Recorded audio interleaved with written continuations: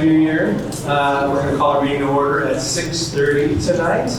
All of our board directors are in attendance, and we have Olivia joining us up on the dais. We also have Madison here, so some student board reps with us. We're happy for that. And actually, Olivia is going to lead us in the Pledge of Allegiance. So if you all stand, we'll do the pledge. I pledge allegiance to the flag of the United States of America and to the republic for which it stands, one nation, under God, indivisible, with liberty and justice for all.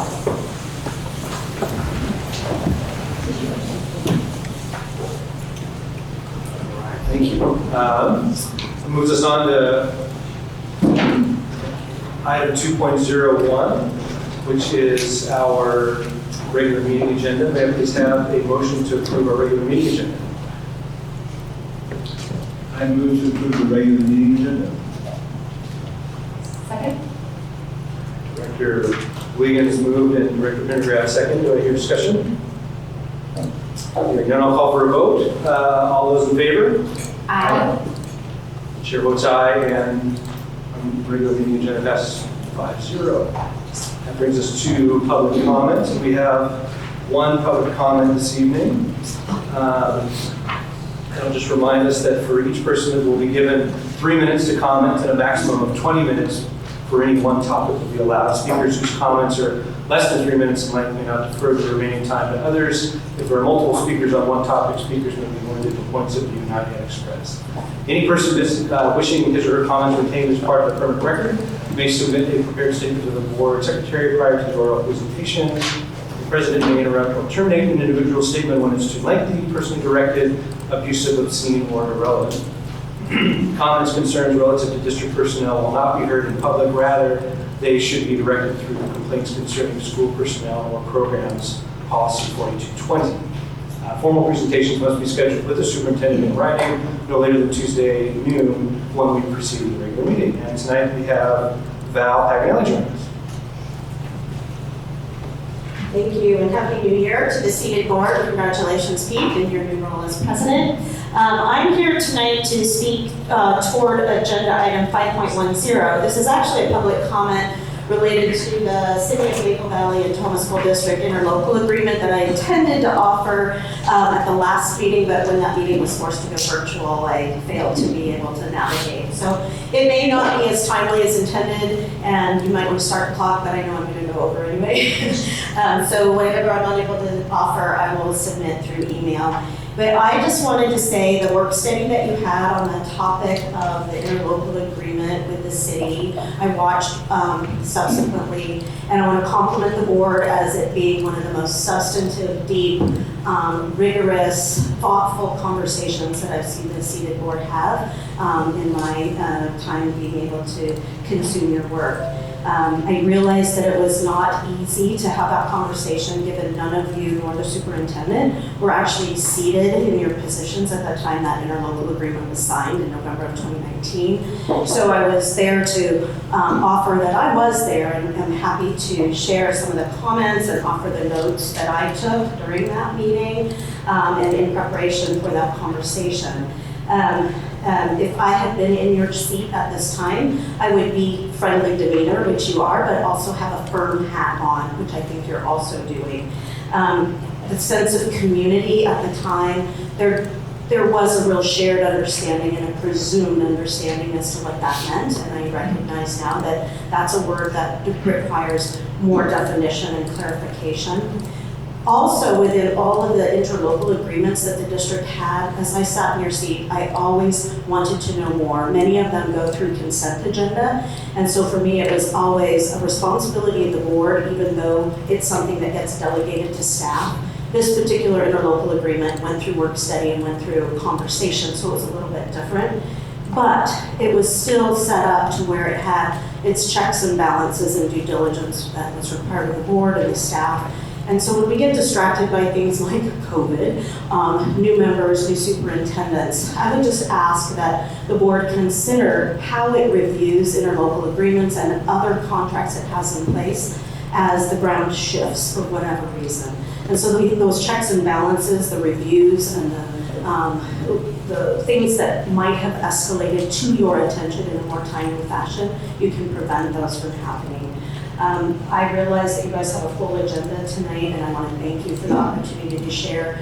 From my standpoint, interlocal agreements, sometimes I felt a little mocked by asking questions about them, but to me, knowing they went through legal review, knowing that whatever changes are in place are intended, knowing who's being served by those interlocal agreements, what the impact is, whether it's one student or an entire community, and what the commitment of the district is as far as resources to maintain that interlocal agreement. So there's a lot embodied in each of those, and sometimes they fly by. This one in particular, I know you have done some heavy lifting already, and it's not an easy one, and I want to thank you for doing the hard work of the board.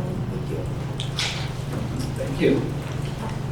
That brings us to agenda item 4.01, our student board representative report, and said we've got Olivia here, so what we got tonight?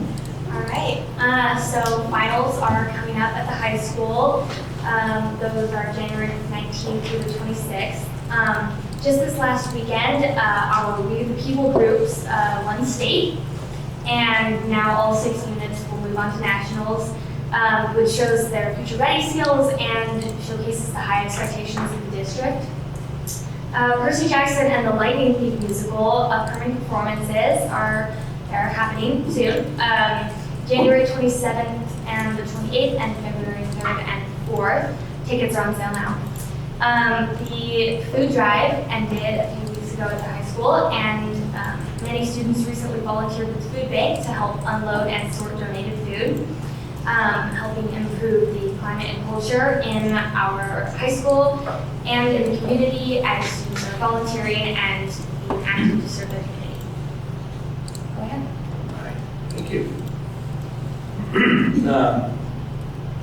That takes us to section 5 of our agenda, and as we move into the presentation, discussion, and action portion of our agenda, I just want to remind our fellow board members that we have agreed to use round robin to ensure that each member has equal opportunity to speak. We will keep our discussion length per agenda item to 20 minutes, which I will monitor, and individual board members' discussion to 3 minutes per agenda item, which Ms. Wheeler will monitor for us. Each director's time will begin on the first word that they speak, and will continue through the responses that are provided. And that brings us to agenda item 5.01, which is a very special opportunity to hear from Mapleview Middle School and some students with the Voices video. So Mapleview Principal Bill Weiss and some special guests will provide some information for us and answer questions for the board. Welcome, Dad. Come on. Yeah.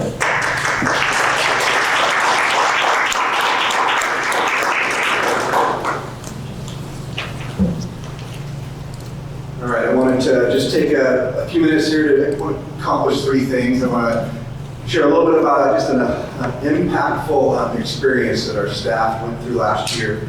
I want to share a little clip from that. I also want to have a chance to dialogue about it, but most importantly, I want to really celebrate these 2 individuals up here. Ephraim and Jaden, they are not attention seekers, okay? I thank the parents for bringing them up here today. But they are definitely brave and courageous, and they're part of some really impactful work that happened at Mapleview last year. And got a video clip, but before I want to give a little context before we show it. Last year, our district had a real focus, and our building of state did, on equity. And the work was, I felt like, not just really important, but the way it was laid out from the district, connected to belonging and students feeling connected to school, and not just most of the students, but all the students. I thought that work was super relevant. But the part that it felt like it was missing in Mapleview is it wasn't actually tugging on our hearts. And I don't know that our teachers were really personalizing it. And I think we were kind of feeling that about kind of December, January, and I reached out to one of our teachers. I have to give him a lot of credit, Jordan Barnett, who's just absolutely passionate around this work. And when I say this work, I'm talking about ensuring that all students feel connected to school. And we know at the middle level, that's one of the most important things we do is give kids legitimate opportunities and encourage structure so that they all feel connected. And so Jordan put together. He grabbed a bunch of students from all different types of backgrounds, impacted backgrounds, diverse backgrounds, and I asked him to get a really raw opinion of just how school is going, what are the things that impact you in a negative way, positive way. He did a really nice job of editing it, and we're going through our normal staff experiences in PD, and we were able to weave this piece in, and it was really impactful. The original one is about 20 minutes long. We've asked Jordan if he could put like a little 1-minute mashup clip of it, and he did that for tonight. So I think this would be a good time if we could show that, and then I'll bring the student back into focus. And the first time I heard someone say that, I was just walking down the hall, and then the person that was not color said the N-word, and I was just really shocked that I would see this kind of things in person. I would want to change who I am even if I had to choose someone. I just noticed that some black people are treated and it's wrong. Kids are like talking to me and they say the word that's sort of towards me as a Korean, and I'm like, not cool, and they don't even know that it's a slur. They don't even know that it affects people. I don't know, since I was born here, it just feels like American. It still happens now, but I didn't really think I would experience this kind of stuff. So, like I said, that video was about 20 minutes long, and when we took the data, we do 3 data collection surveys with our staff during the year, where it asks students, in essence, how safe do they feel to share their feelings, how well they feel connected to school, and then we analyze the data, looking at gender, 504, height cap, if a student identifies as non-binary. We look at all of the data and start looking where are the spots that we feel like, where are our blind spots, where can we do a better job. And when we showed this video with the staff, it was truly impactful, and it was the piece I think that really got our staff to really get excited about the work when they were able to personalize it. And we saw some significant gains in our data around student connectedness, but none of this would have happened without the courage of students who knew that this was going to be shown to the staff to stand up and share. And so I wanted to honor them, but I also want to give them a chance to share. I had a few questions for them. I was going to have them, and then we prepared a little bit for this today, right? Gotta come out a little bit. So I guess what I'd like you both first to kind of share is just why did you choose to do this? And Jaden is an 8th grader now. Ephraim is a 7th grader. You're 8th grader also, right? And both of them, the exciting part is they're both part of our ASB and our leadership team too. So these are, they have an impactful role in our school. So let me first share is why did you make the decision to go ahead and do this video? I wanted to make a difference. That was the most important thing. Jade? Ms. Barnett asked me to do the video, and I figured that it could help teachers and help students get to know more about certain people's situations and what they're going through and how to help. And go ahead, Ephraim, can you talk about some of the, when you think about the video and its impact, what are some of the successes you feel like it's had or that you've experienced that enabled you? Well, I feel like the school just started changing. Like, I didn't see like teachers like doing anything, but I know it's from them. Like, it just felt like the school was getting better, and it showed through the students. And Jaden, can you share a little bit of what are some of the challenges that still exist at Maple View that you see there, like as we look forward, what are the same things we still need to work on? I feel like there's still a lot of discrimination against certain people. I don't think that's changed a whole lot. I'm not sure. There's certain ways you could change it that are difficult to come by. But I mean, I still get harassed, my friends still get harassed, that hasn't stopped. And what do you think if you were to have, if we have some teachers in the audience here, what would be some recommendations or things you would share with them? Try to understand the certain things that students could be going through and try to talk about it and act like it actually exists. And so they feel seen and know that their struggles aren't just invisible to you. And can you talk about what are some success stories where teachers have made a real difference, positive impact on you? I remember specifically, I had a third grade teacher. I was getting kind of made fun of by some people on my bus, and I remember coming to class like almost in tears, and she was the first person at that school who ever noticed that something could be wrong. She pulled me aside, let me sit down and calm down before I did go into class. And I remember that it still makes a big impact on me. Yeah, thank you both. I wanted to just say that this is bringing these student voices is not something that we naturally do in education. We get so lost in all of our busy work. And their work and showing this to staff was just a great reminder to me of just the impact of student voices in the work we do.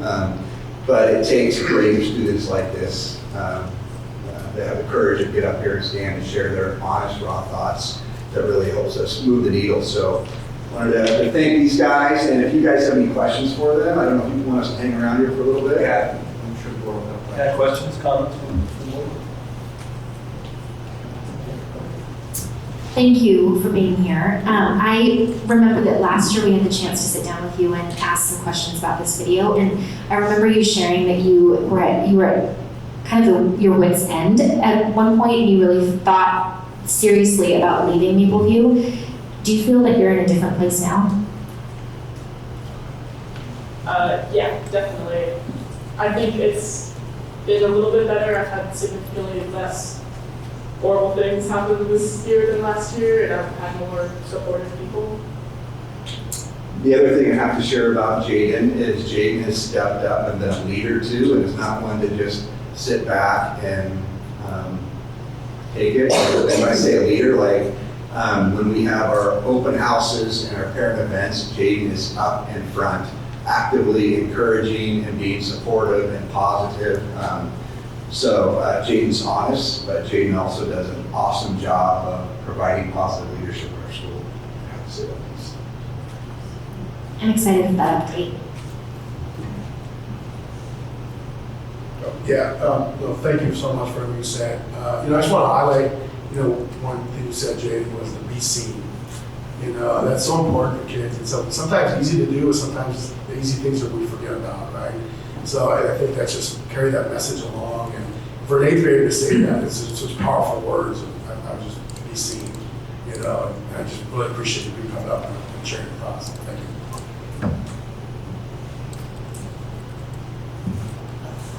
I just want to also thank the two of you two instructors, for all the work that you're doing. For you two to come up here and to stand in front of us all and to talk about your story and to be on camera and just to be so honest and open about that takes so much bravery. Your families must be so incredibly proud of you, and you're change makers. You're helping so much that you don't even see or know. So keep that up, and it takes a lot of energy and effort to do what you're doing. So thank you. You're remarkable kids.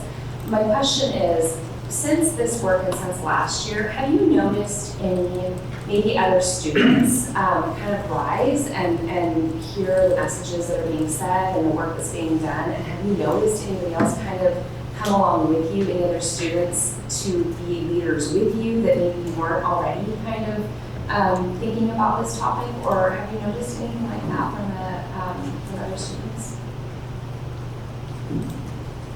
What? Well, I feel like we could, but maybe if we showed the video to all the students, maybe that would actually happen.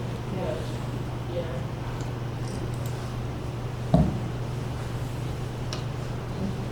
Thank you both for coming tonight, sharing a little bit of your story, and I'm assuming it's only a little bit, probably a lot more that we can hear from you. I think especially over the last, especially over the last couple of years with the pandemic and everything, I think some of this work has gotten lost in bigger conversations that have oftentimes gotten unruly. But what I love about the two of you being here is just seeing faces for the conversation. I think that's always a better way to discuss these challenges and things that people are going through. So thank you for leading in the school. And I remember, as we all do, when we came to Mapleview, we sat down with you and you shared those stories that other people are seeing on the screen. You actually shared them face to face with us. That was pretty impactful as well. I really appreciated that. And I think my thoughts are kind of along with what Haley's saying is I'm always, I think sometimes in the district we look for the adults to lead out on things and make some of these changes, but it always strikes me when students come and speak to us how you all are really the key to making this happen and making it contagious. And as we think about, I'm in the technology industry, so I learn and study a lot and work a lot around networks and communications and things. And I'm really interested in how you can take your stories and how it multiplies throughout the students, and not just adults talking to you, and not just adults trying to fix this problem for young people, but young people fixing this problem for young people. And I think that's what your stories make me think about. So thank you for the work that you're doing. I would encourage you to double down on it. I know you'll be moving on to high school next year. Hopefully you're excited about that. But take that same thing that you're doing now, take that same fire and take it up to the high school, please. And spread it out there, and then get people to follow you through middle school. And I just can't encourage, I can't overstate how much more profound the impact will be if more people like you are out there doing that and having those conversations with your peers. So thank you. Great, wonderful thoughts from my colleagues up here tonight.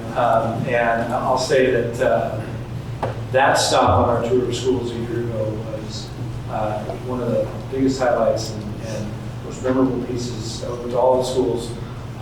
And that's what I draw back from frequently. And it meant a lot to us, and it's meaning a lot to your community and the environment you're in there.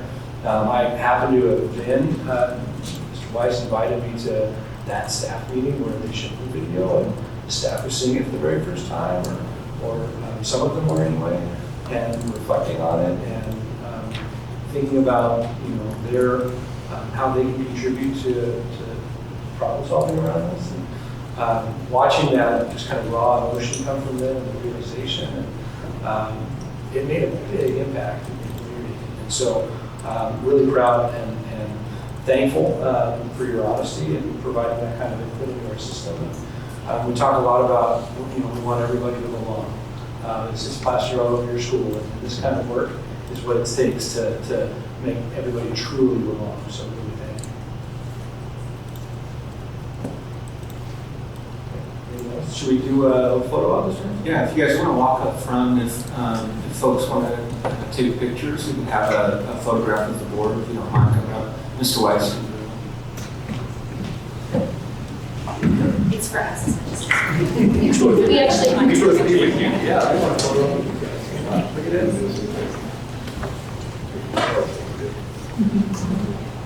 Mike, isn't it? It's right in front. If I could get it.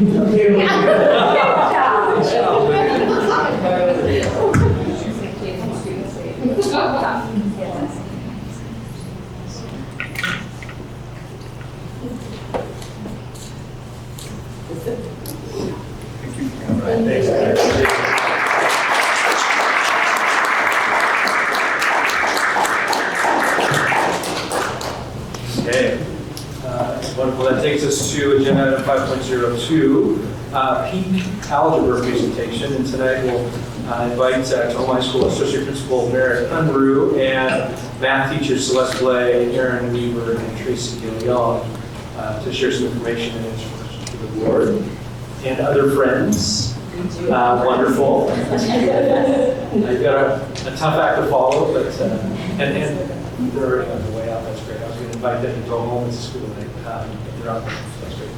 Welcome. Thank you, thanks for having us. I'm blessed because I got to inherit these wonderful educators behind me. And they're going to talk a lot about what Peak is and how it kind of came to be. What they're not going to talk about is how dedicated and committed these three are in making Peak what it is. You know, PLC is our focus right now. This is the epitome of PLC. You see them PLCing at lunch, PLCing in the hallway, PLCing on their group calls, text messages. They don't stop PLCing because they have this relentless pursuit to meet every kid that comes into their Peak class where they are and help them close that gap. They'll give you the history of Peak, but we're in our third year. And Peak stands for Powerful Everyday Algebra Crew. And what we're already seeing from our Dawn helped pull some data for us that 2021-22, the group of kids in course 3 math and as 8th graders, their average quiz scores were 58%. That same group in Peak, Algebra 1, grew to 75%. And so we're already seeing such great gains because of these committed, dedicated educators who had an idea 3 years ago and brought Tony Davis and Don Wakely and Tracy Krause and Mike Hansen along the way. So really excited for them to be able to share with you about what Peak is, what it's doing for our kids, but most importantly, we're really excited that we have Phoebe here who's going to be able to share with you her experience as a former Peak student. So I'm going to introduce Tracy DeLeon, Celeste Blay, and Aaron Weaver to share more. All right, so as Merit said, the name of the class is Powerful Everyday Algebra Crew, and I need to give credit to that Tracy Krause. He's the one that helped us come up with the name when we had our vision for this class. All right, so it's long known for math teachers at the high school that Algebra 1 is like it's the gatekeeper. It's the most important class in high school. If you're not successful in algebra, it makes it really difficult to be successful in your future math classes. And so we saw a need for a group of students that had not necessarily been successful in math, but wanted to be, had a desire to be, but was in a class that was too large, just hadn't found success in math. So the three of us have worked really closely together in geometry to try to refine our practice and change the way we run our classes, have kids up and down, and not just sitting in their seats getting information from us, not as we the smartest person in the room. So, and we saw really good success in our geometry classes with that. So we thought, could we do this in algebra and target a group of kids that just needed help? So we came up with a plan and marched ourselves down to Tony's office. And the three of us walk in and, Tony, listen here, this is what we like to do. Could we do this? Could we have, again, these kids that we know need some extra help, that don't want to get lost in a class of 30, 32 algebra students? Could we have smaller classes? Could we have them meet every single day as opposed to every other day? Which anybody that teaches math knows that meeting every day super important. So giving these kids consistency of same teacher every day, the same period every day, just allowed us to a lot of flexibility and actually a lot more time to help them and help them to hopefully be successful. So we had a goal. Could we help these kids to feel successful in math, be successful in math? We knew that it would, and we know in our gut that it did. So we had a letter that we received last, in December, from a parent last year in Peak who noticed the total shift in, the total, where do I point?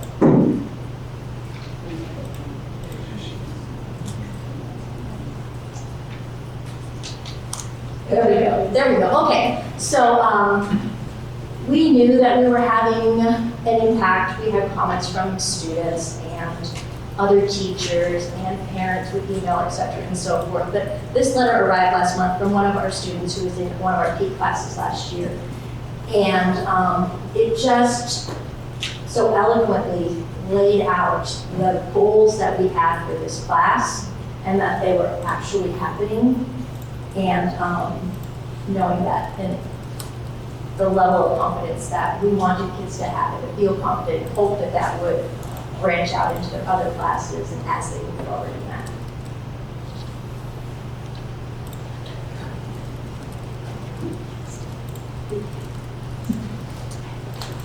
And when we developed the class, we had goals when we were thinking about the structure of how the class was going to be organized.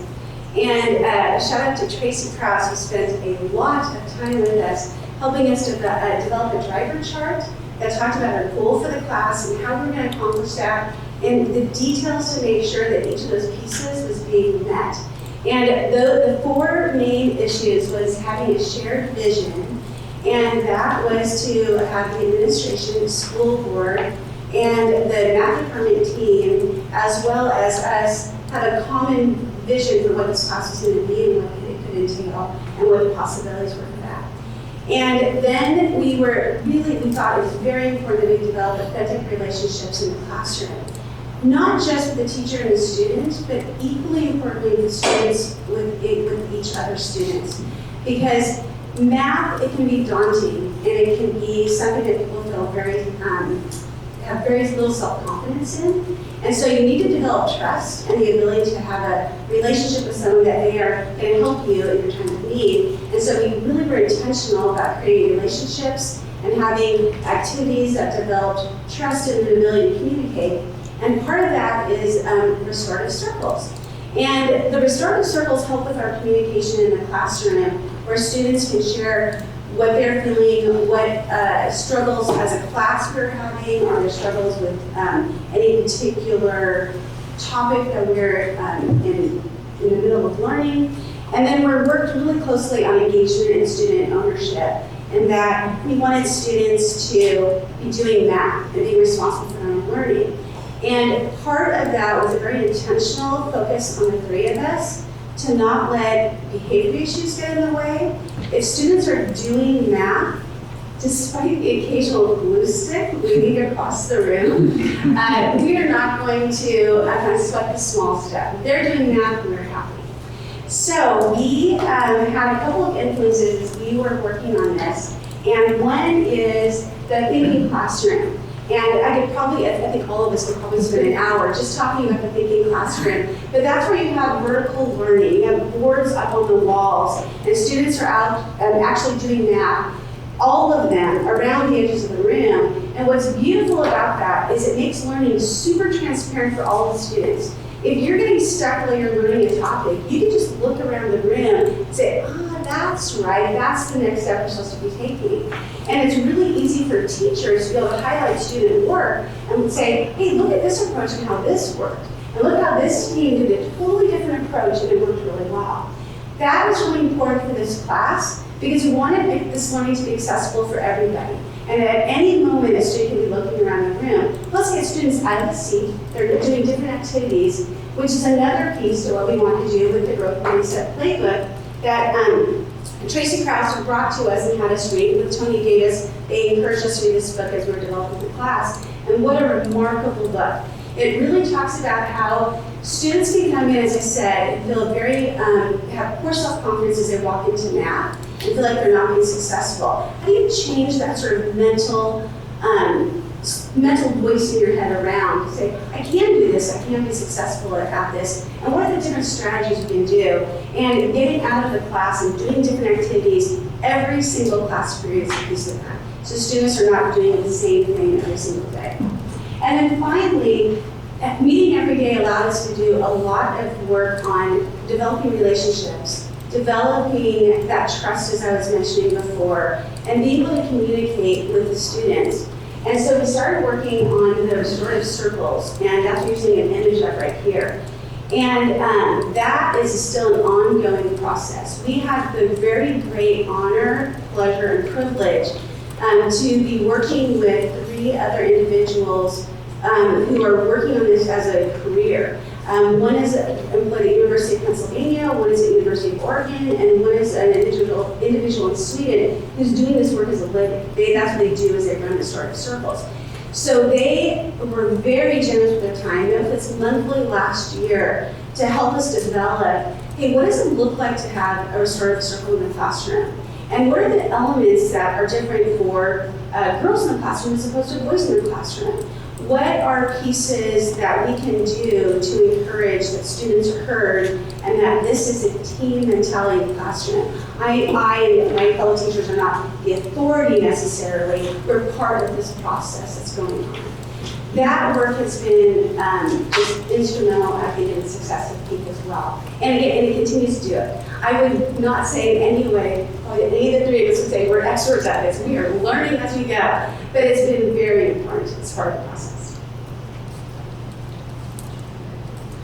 So I get to talk about elements of success, and there are 4 main pieces, excuse me, that we believe really contribute to how successful that we feel that we're being with this course. One is we were gifted a shared planning period, and that means so once every other day we get to sit down together and build this curriculum, and it allows us to react in real time to what students are needing. So we do one thing one day, we meet together the next day, oh, that didn't go well, that went really well, what can we change? And we're able to do that together constantly.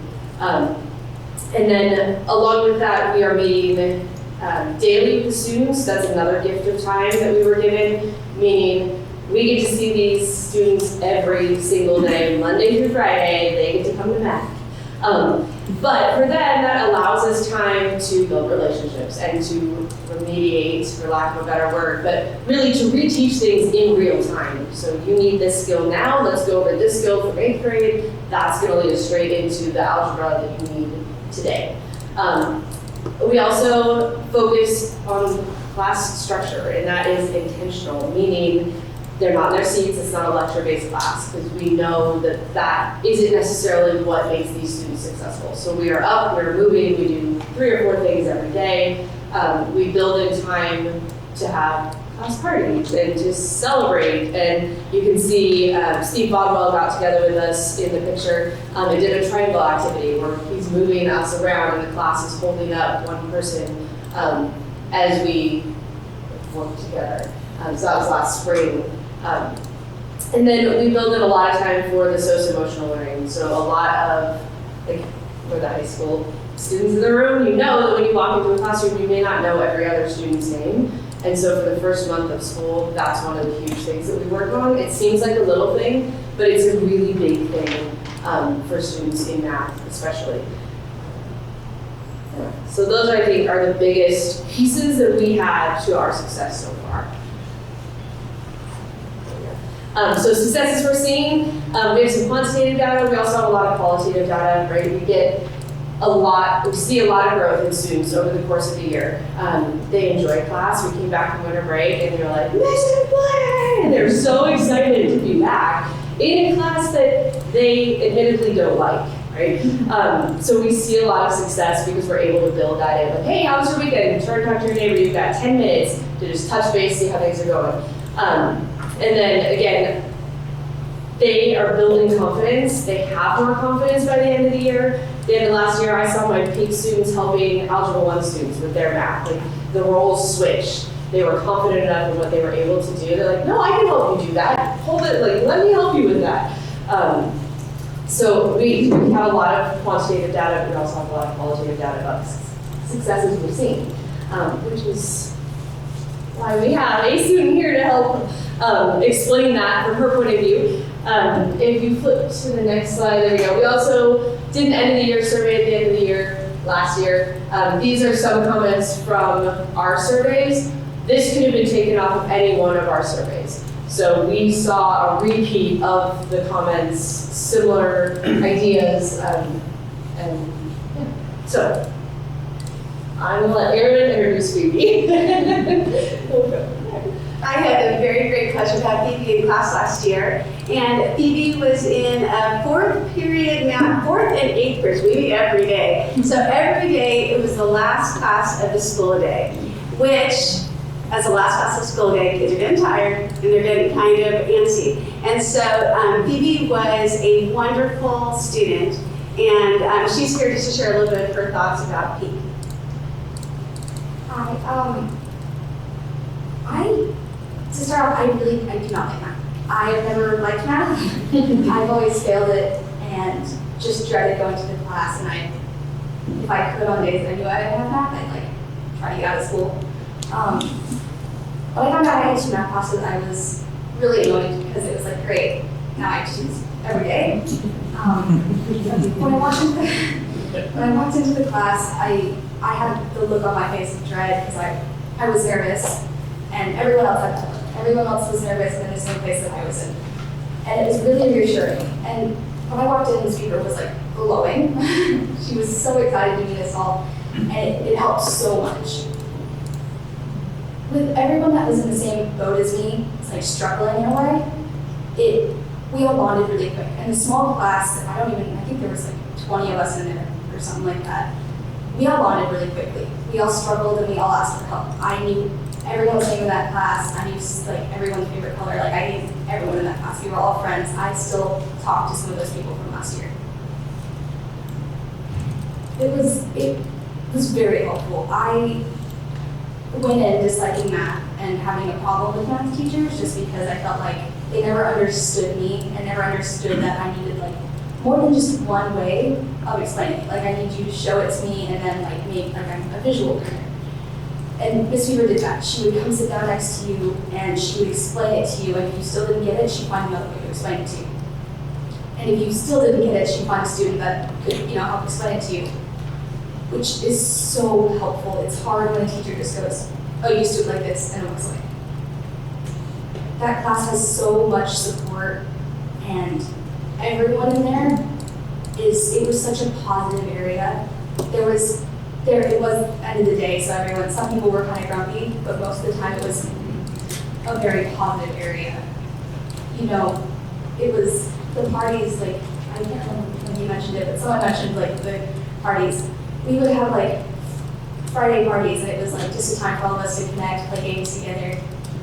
Peak in itself, the extra math help does help a lot. If I had algebra, I would have done that.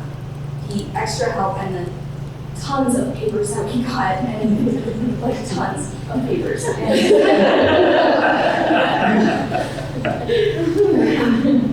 Helped a lot, because there were different ways of doing it. You would have a little red thing, and then you would have a maze or some weird interactive way of doing it, and it helped. It was a puzzle. You just have to figure it out easier. I loved Peak, and now I'm in geometry, and I love it. I love geometry. I have Miss D now for a geometry lab, and as I don't always do my work, I still appreciate her help when she does come around, and I appreciate having that second class of just support. And I talk to Miss Weaver every day. You get a really good relationship with those teachers. Thanks, Phoebe. So, all in all, we are here to celebrate both our successes, but also to say thank you to the people that supported us. First of all, you guys. We wouldn't be here and be able to do this without the support of the board and the district. And so, And we're going to shout out a couple of extra thank yous as well. Again, thank you for the support for this program. We're so excited about it. Wouldn't have happened if Tony Davis had not let us walk into his room and say, what do you think? And he said, I think. So we want to thank Tony Davis for this and for helping us guide this program. And then Tracy Krause was invaluable as we developed this. He, has such a huge influence at high school with the Outdoor Academy, and he brought all those elements and talked to share what those ideas were with us, and really helped us solidify our thinking and put it down on paper and then make it possible. So thank you to both those gentlemen in the back. Thank you very much.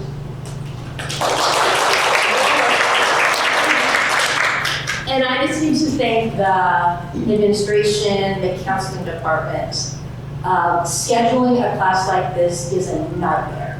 With these two classes are linked together, locked together, for 3 different periods a day, and they make it happen for us every year. And again, the administration, who is so supportive of allowing us to have a class size that's really small, under 25 kids, and letting that happen so that these kids can be successful.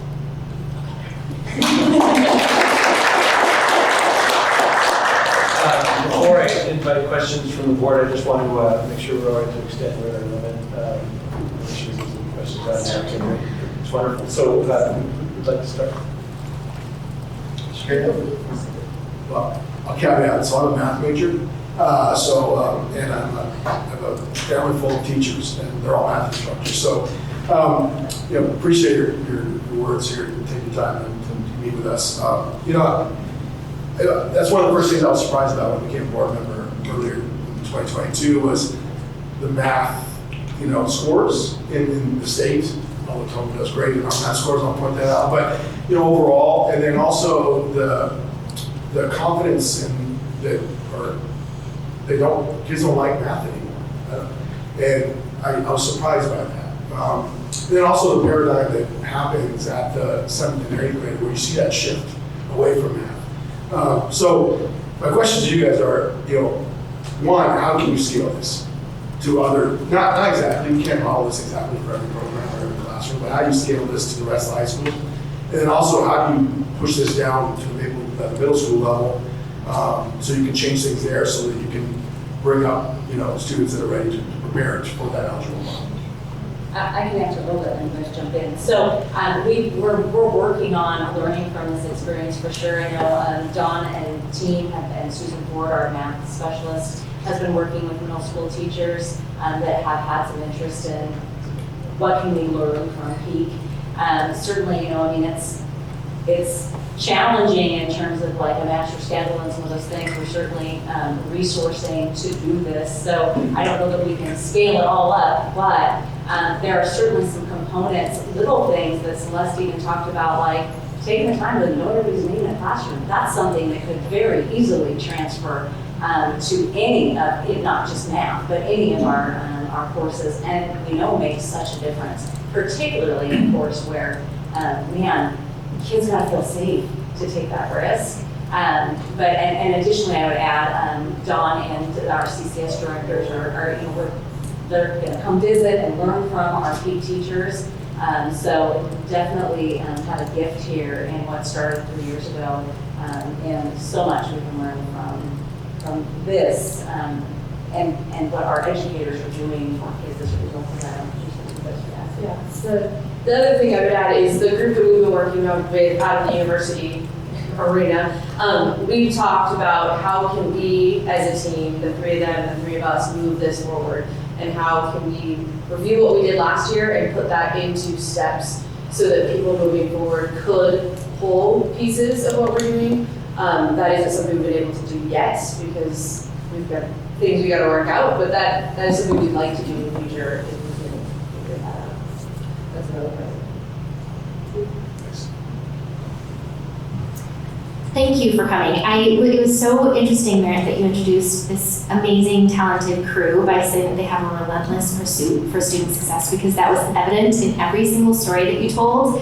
It made me want to be in your class. It's just so clear that you truly believe in your students and their ability to succeed, and you are not going to stop until that becomes reality. So thank you for making that happen in our classrooms. And so my only question, you kind of stole my question, but I do have another one. I have a backup. When you all think of, or when you identify students who would be a good fit for this program, it seems like every student could benefit, right? In a lot of cases.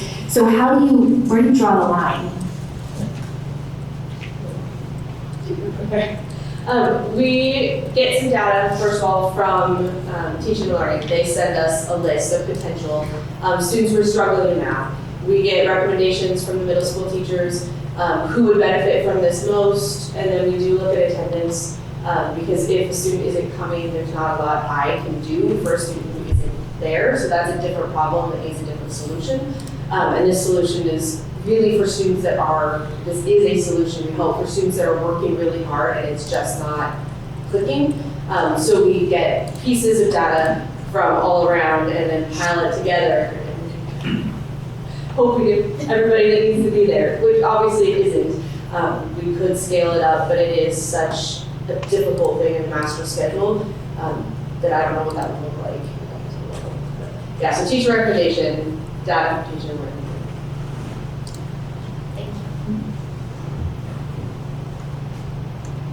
No, just I kind of would reiterate Director Carrion's comments. I wasn't a math major, I was a biochem major, but I was awful at math. And you said something at the outset of the presentation about how if you don't get the algebra, a lot of other things are made more difficult by that, not just math, but science and everything that is math related, right? So I was one of those people who really just, I enjoyed it though.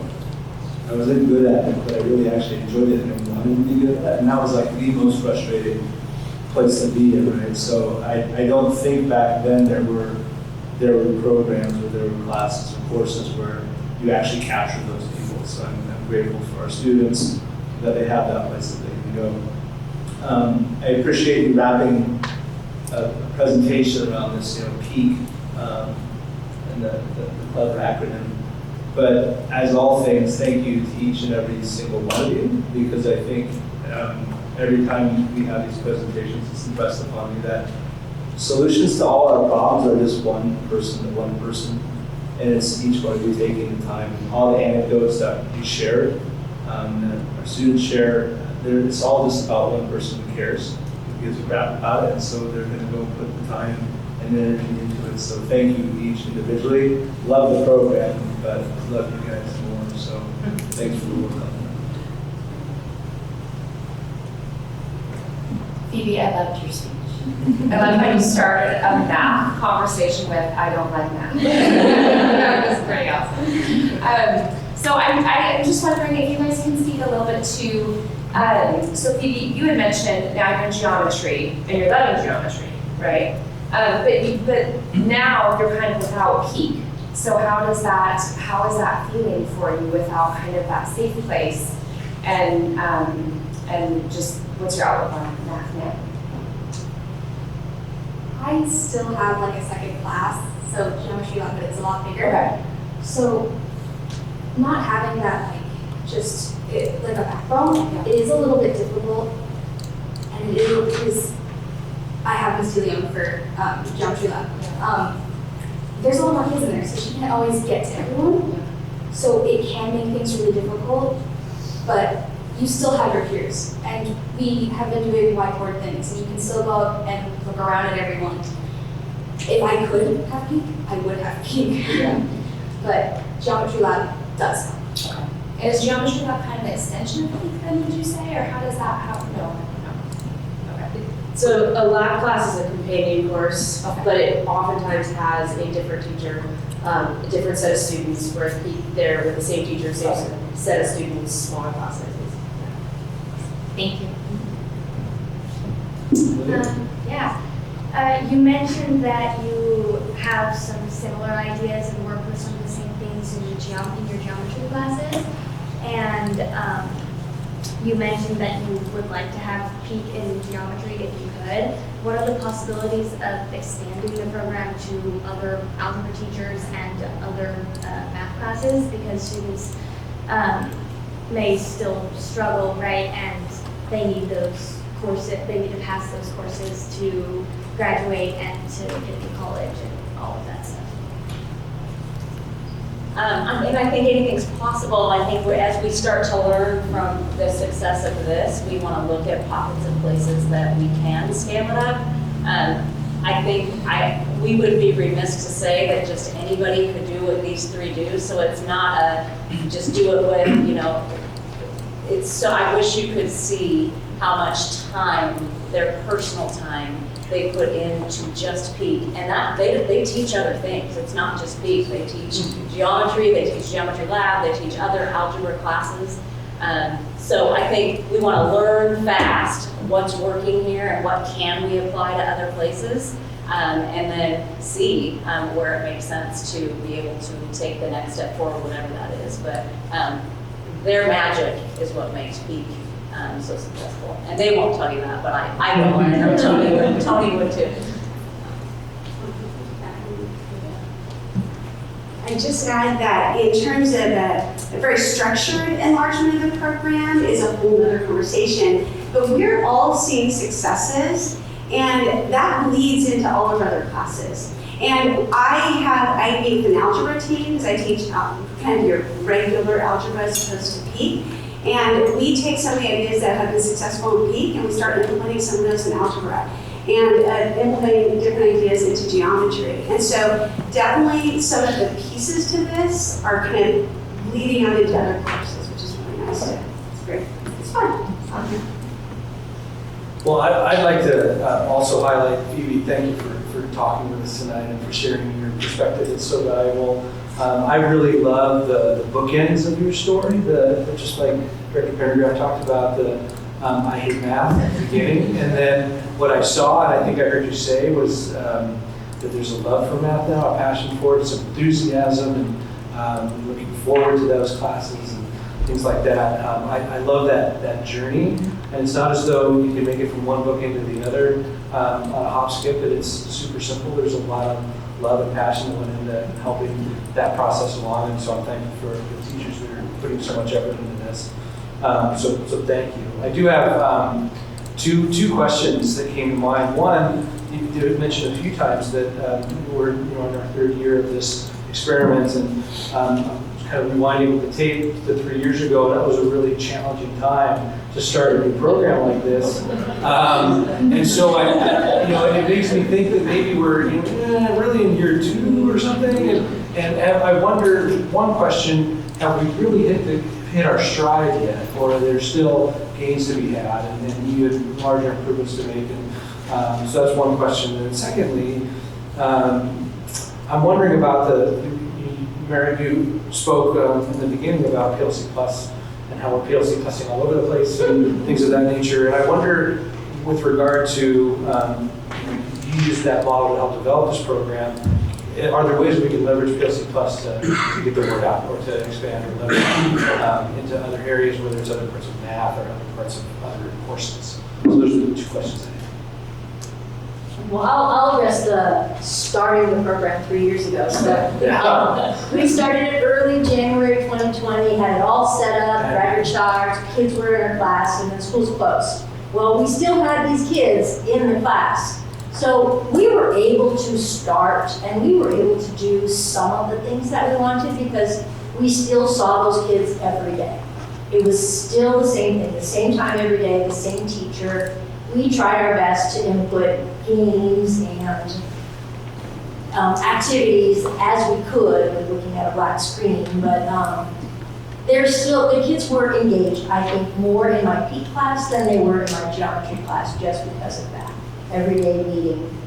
So we learned a lot that first year, and then we learned, what are the things that we really wanted to do that we couldn't. So luckily last year was the first true year of from start to finish with kids in the class and doing what our vision was. And so there were, bumps along the way last year just because it was the first year. So we learned from that and doing it this year. So you're right, it's truly kind of our second year of what we intended this class to be like. And I expect it to continue to change and mold for the next couple of years. Do you want me to address your answer your PLC Plusing question? If you'd like.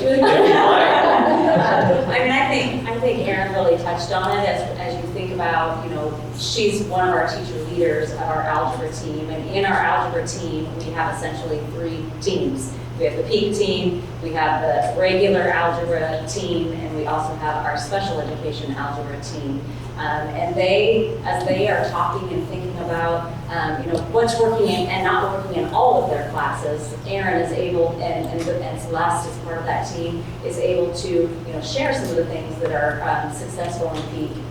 Additionally, as we work as an entire math department, have had opportunities to come together as an entire math PLC, we're having those kinds of conversations, and not just specific to PEAK, because we want to make sure that, while it's awesome and it's working well, not everybody gets to have that experience with their kids of math every day. But certainly the conversations focused on how do we move learning forward. That is the key question in PLC that we're trying to answer. What do we do for the kid here? And Phoebe, I can't see you, but I was that kid in math. Like, what do we do for that kid that's not getting it, that's trying and wants to do their best, but is just not getting it yet? And so that framework is really helping us think about that. And then additionally, who is benefiting? We tried this thing.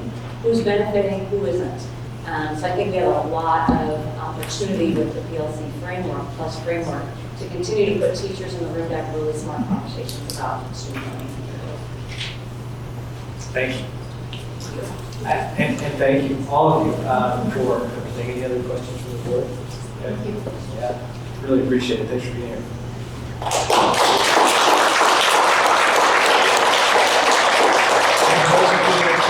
Spoken and are done with the evening. We've got a while to go yet. It's a school night, so feel free to step out and not be offended.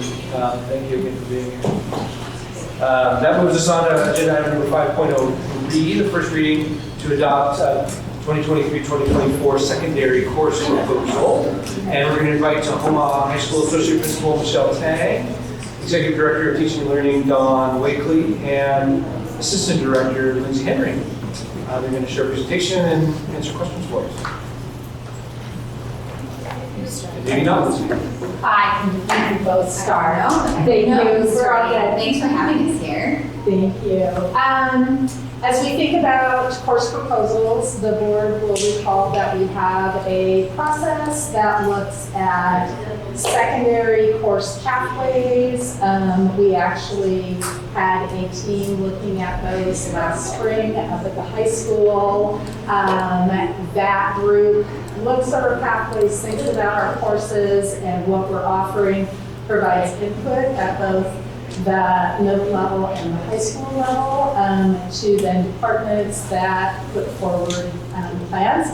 You will notice that we have 2 middle level proposals first as new courses connected to computer science. I highlighted that those actually came, not those particular courses, but that whole certainly was visible through that course review process. And so we have our 2 middle school courses. Michelle is going to give you an overview connected to kind of what middle school is a little more extensive. And she'll highlight a few pieces there, and then we will be available for questions. Michelle? All right. Well, course proposals aren't exactly as exciting as our peak math or the student voices from middle level. This is the good stuff. This will create good stuff, but it's just not quite as exciting to listen to. But I think, AJ, we have a video. I'd like to start with a video. This video that we have is of our unified PE class. This was one of our new course proposals probably 3 years ago or so. And it is a class that went through the course proposal process. It goes through the high school process, then it comes to you, the board, for approval. And you guys approved this a few years ago. And our unified PE class is a class that we have our sales students and some of our typical peers, our gen ed, and they work together for this wonderful class.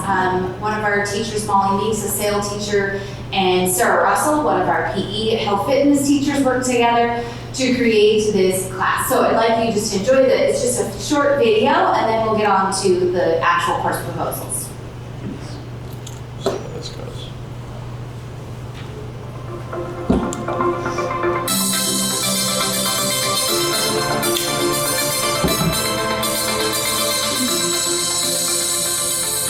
My favorite part of this class is hanging out with our friends and playing sports. It's really fun because everybody gets to try different things, and the environment is super positive. It's really great. I love seeing all the smiles.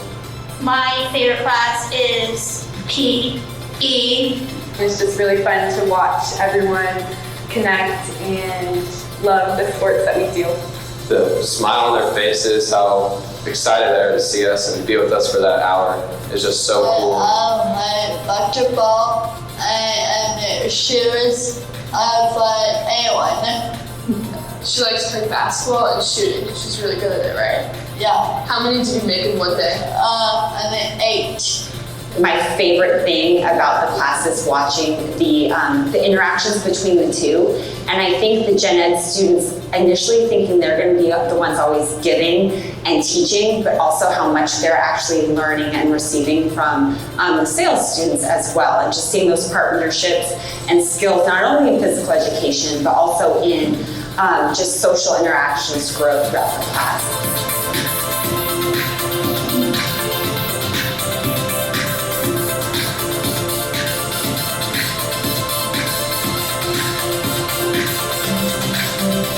I like to hang out with friends, and I like to hang out with people. They make me happy, and I like the dates too. So we have peer partners where we get one-on-one time with each person just about for a couple weeks, and then we switch. So everybody gets to meet everybody with a one-on-one situation. And then we go into our warm-ups and do our warm-ups, and we get to pick activities. So we do stations one day where there's rock climbing, where we kind of boulder, and then... So far we've done basketball, we're starting track, we do yoga, we've just taught a lot of different fun sports, and it's really fun to just watch everyone catch on and love the activities we do. People in the class, they're just so fun to watch succeed, and I just love every part of it. So right before Easter, we did Easter egg hunt, so we went outside with all of our friends, and we got to pick up eggs, and we did a couple little games with it. You got to do push-ups, we got to run around the bases, so that was really fun, just seeing that excitement in their faces was just super cool to see. It was such a great class. We also do compliments at the end of each class, and it's super cute because we all get to compliment each other and say great things about the class. Sydney's favorite part is being with everyone. We always do compliments at the end of the class, and she always does a big compliment for everyone and the people she's with. It would be great if we had people who love to communicate with others and like to try new things, because we have our friends who really need that one-on-one with students like us.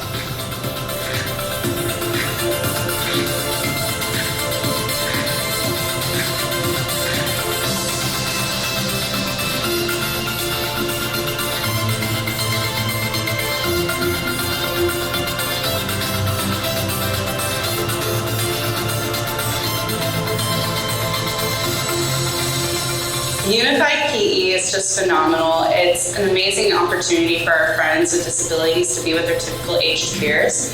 And it's fun to see how the peers work with my students and the friendship that they create during that class, because it goes beyond PE itself. So some of these peers come into my classroom and get to hang out with my students.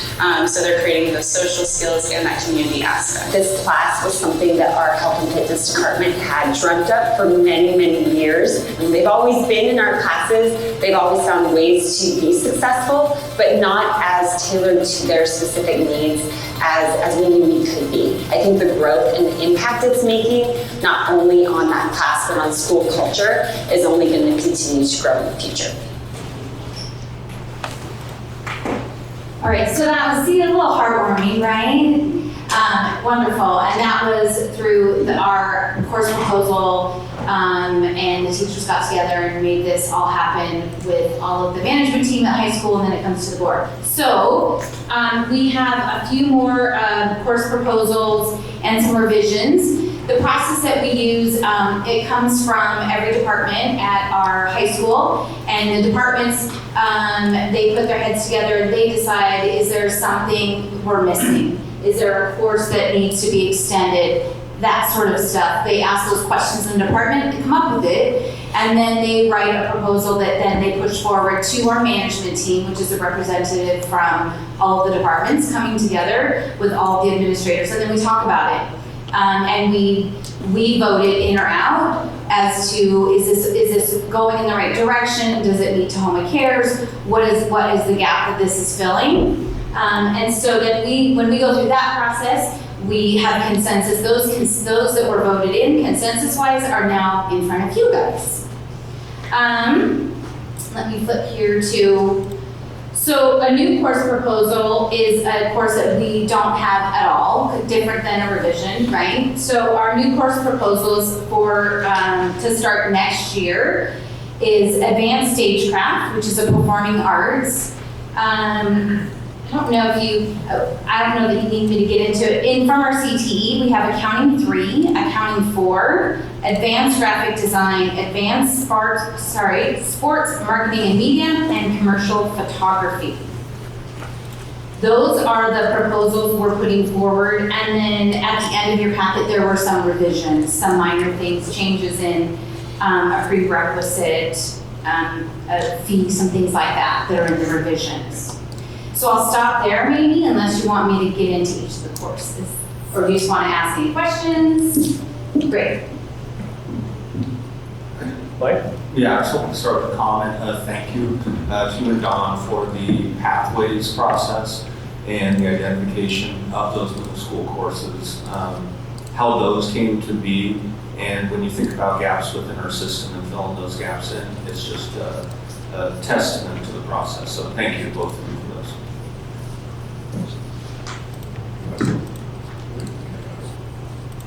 I would just thank you for that. I feel like it was a little bit of a bait and switch because you put up this amazing video of Unified P and then it's like accounting 3. We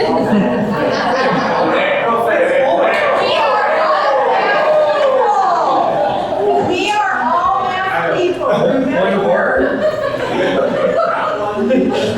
He is the president. But the accounting thing, in terms of, like, I could see what deliberations looked like when it came to Unified P. I mean, that was pretty obvious what the drivers were there and coming up with that as a new course on this process. But like, what are some of the considerations that you look at when this committee meets and comes up with these proposals? Sure.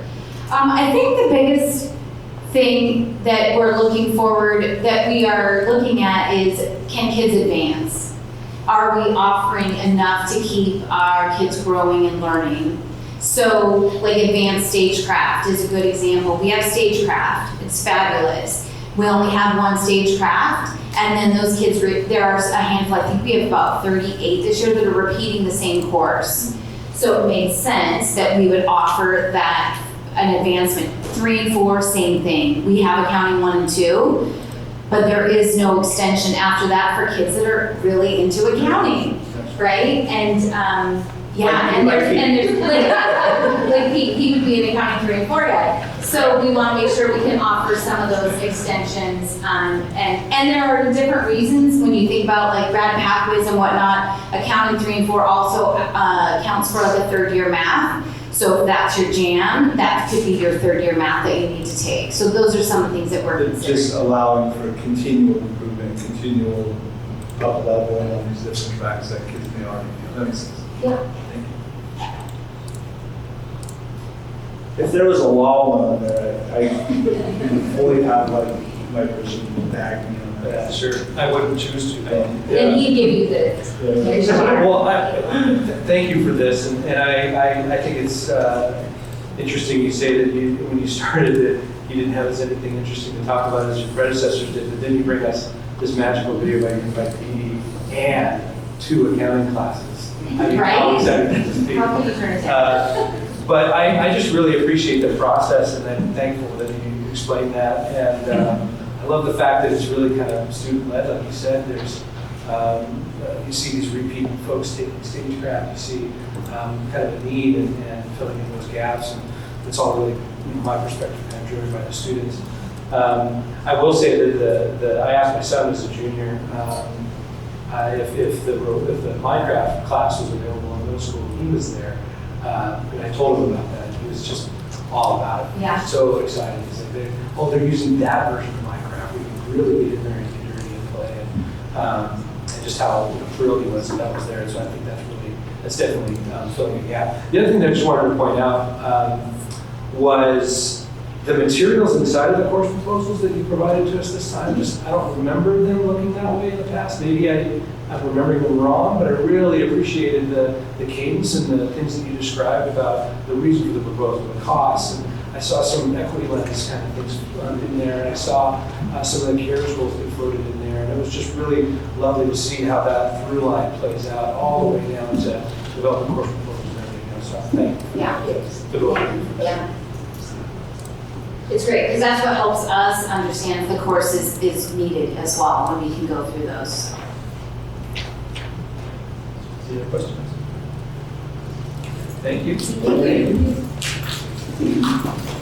We're going to move on to agenda item 5.04, Consortium for School Networking Peer Review Audit, and Technology Supervisor Trevor Davidson and Teaching and Learning Technology Instructor Kimberly Allison are here to present a peer review audit report and answer questions.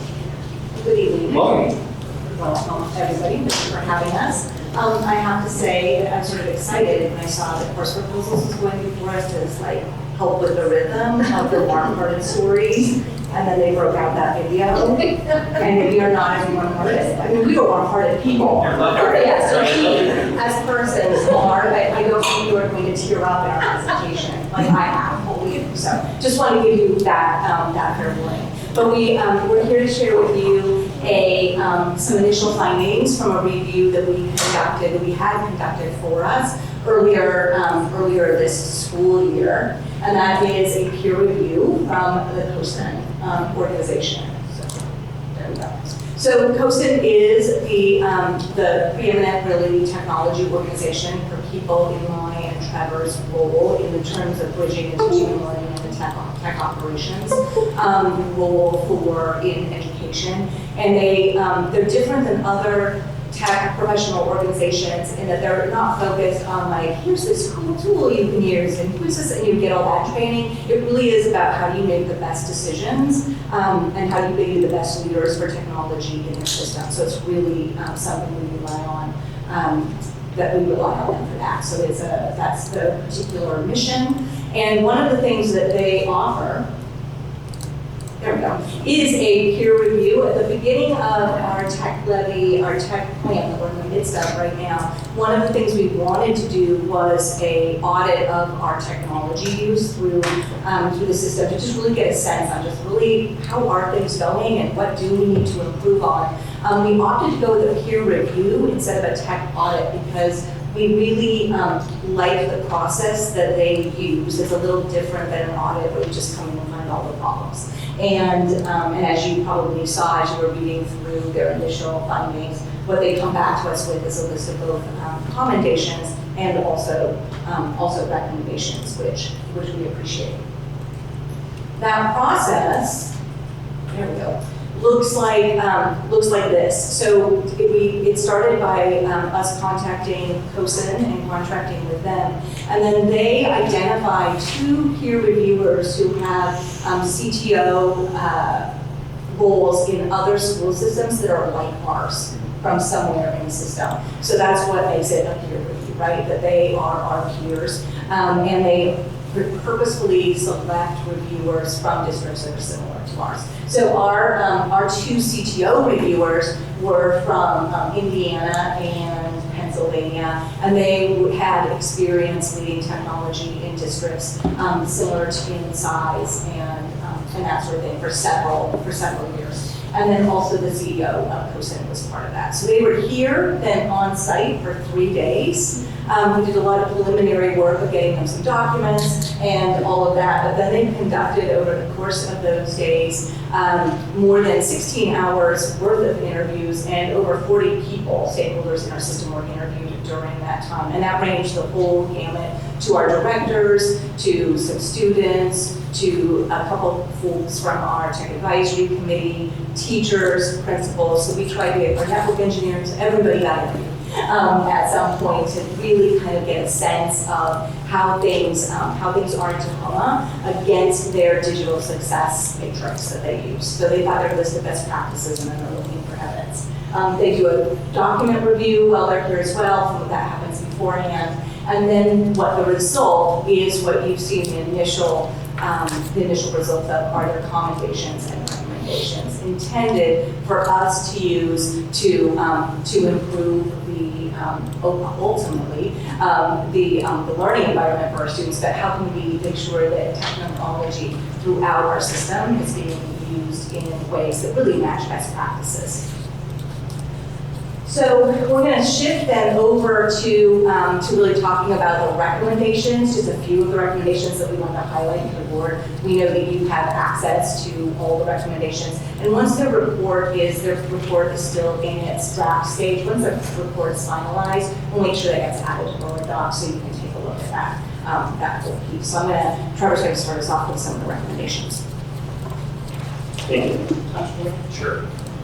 So like she said, this is kind of an overview of some of the highlights that we both need to improve on, as well as some of the points that we are already doing well or meeting the standard.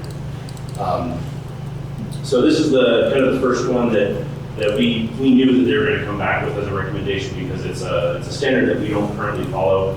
Most districts of our size have a director level, which is a technology leader, as opposed to the structure we use now, which technology supervisor as an operations leader.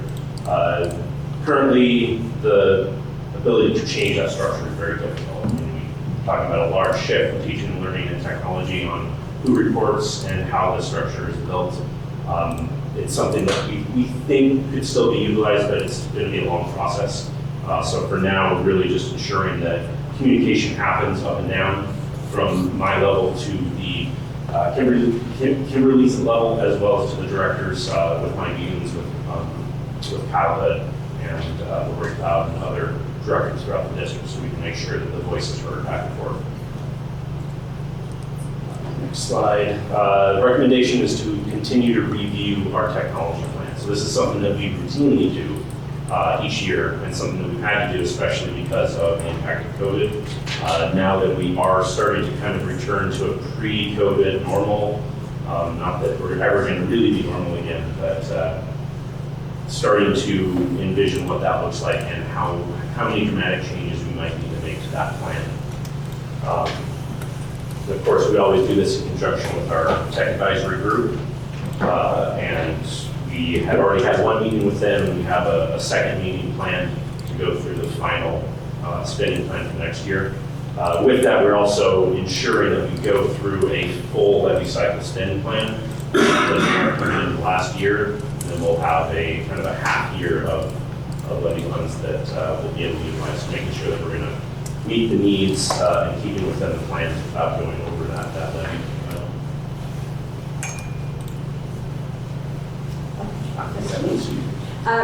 This didn't surprise, a number of their recommendations did not surprise us. It was just so nice to have others say, yes, this is exactly what you need to be doing. And then it was also great to be able to say, actually, we have a plan for that. And this is a good example of where we were just in the midst of kind of changing our strategy for how do we get this digital citizenship piece really woven into our schools, and so they're really a viable, impactful piece. And so we changed our strategy just this year, where we brought somebody new into our teaching and learning department who's really sole focused. Of course, she has other duties as assigned, as we all do, but really the big focus of her job is to really help us get somewhere with this digital citizenship piece throughout our system. And one of the things that was a early win was some lessons that happened during our middle school stretch that were revamped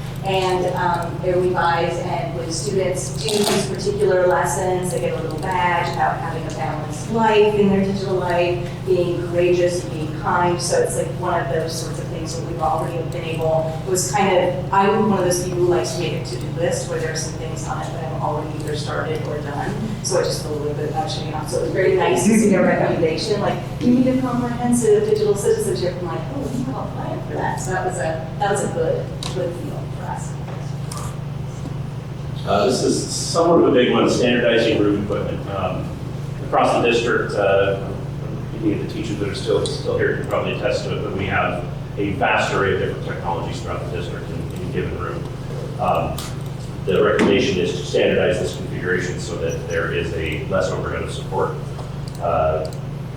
This would lead to benefits for all teachers, guest teachers, substitutes, anybody who go into any room and know exactly what it is because they just use the same stuff the day prior or the class prior.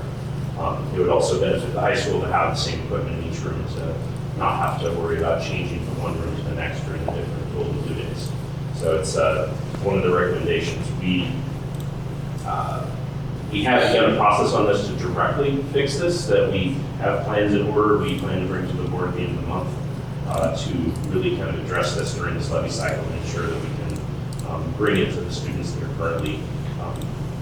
currently able to benefit from that before they graduate. This one was kind of brought up as a standard I didn't realize within K-12 environments, but our internet traffic is currently sufficient for meeting the needs of the students.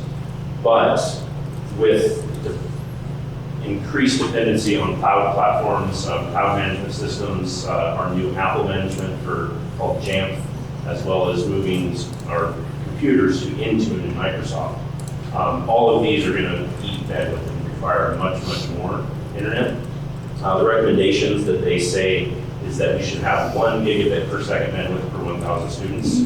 We currently have 2 gigabit bandwidth for 8,600 students. So we have begun discussions with our internet provider to see what our contractual ability is to increase that and what kind of cost that might be. But it is a vast need that we've identified accidentally in some network maintenance that causes problems throughout the district. So it's a hot button item that we are actively engaged on pursuing. More to infrastructure, security is always a big concern. Cybersecurity, I know this was brought up by our risk pool during a board meeting last year. We have started engaging with a security company recently that instead of going the pathway of bringing in a security expert to be on staff, we are going to spend essentially less money to bring in a service that would manage this for us. But we have an entire team instead of just an individual. We'll have real-time monitoring 24/7, and they would actively engage and mitigate threats as they're detected. So this is something that we hope to put in place by the end of this month and have active enrollment. We're very excited about that. And be able to have some of our engineers who are already focused on security to now not have to focus on security and be able to engage more in creating solutions for students.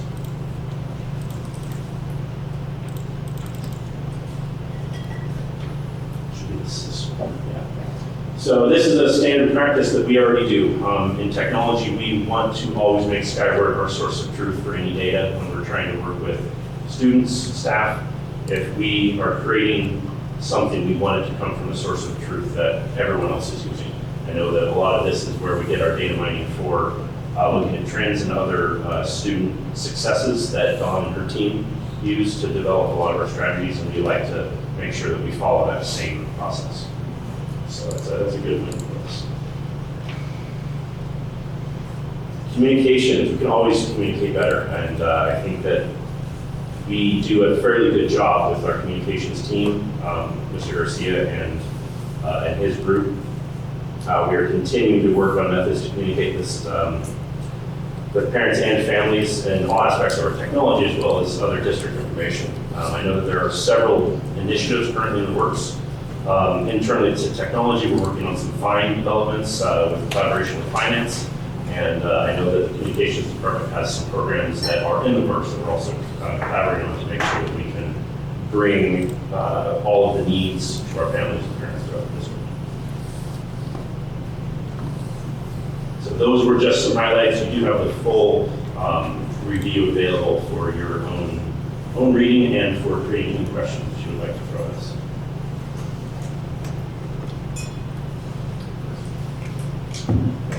Just thank you so much. Just, I mean, my short time on the board, I've done this a few times in different parts of in this building. We had peer reviewers come in and take a look at what we're doing. I'm just thankful that we are kind of committed to that continuous improvement idea, and there's things we can celebrate, there's things we can continue to work on. I appreciate you all investing some time and energy into this process. Seems like we've got a lot out of it, so thanks for coming tonight. I just want to reiterate, much like when Michelle Tang was up and comments were made about the packet that was given. A lot of times, folks may be watching this and think that the board is kind of breezing through things quickly. There's a depth to what you guys see ahead of time, what you've gone through. In the same way, in the interest of time, by policy, with items limited to 20 minutes per item, things like Trevor and Kimberly are presenting tonight, we've asked them to highlight some of the key points, but the entire report, obviously, the board has had access to. You guys have read through. So I just want to acknowledge that Trevor said as well. So thank you, Trevor. Appreciate that. Thank you. Thanks. I will move on to agenda item 5.05. We'll hear from our Special Services Department and an update from them. And we're inviting here Special Services and then Whittlesey and friends.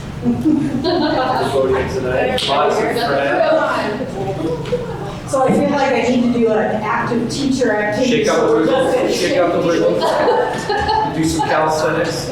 I want you to get in your head right now the idea of special services and who might that team be that we're representing. So when you think about that for a minute while you loosen up, I'd like to introduce the team members that are here tonight. So we have Mary here, we have Melissa, we have Audrey, we have Katie, we have Greta, we have Liz, and we have Gwendolyn. And we're all going to represent to you the wide variety of what special services is.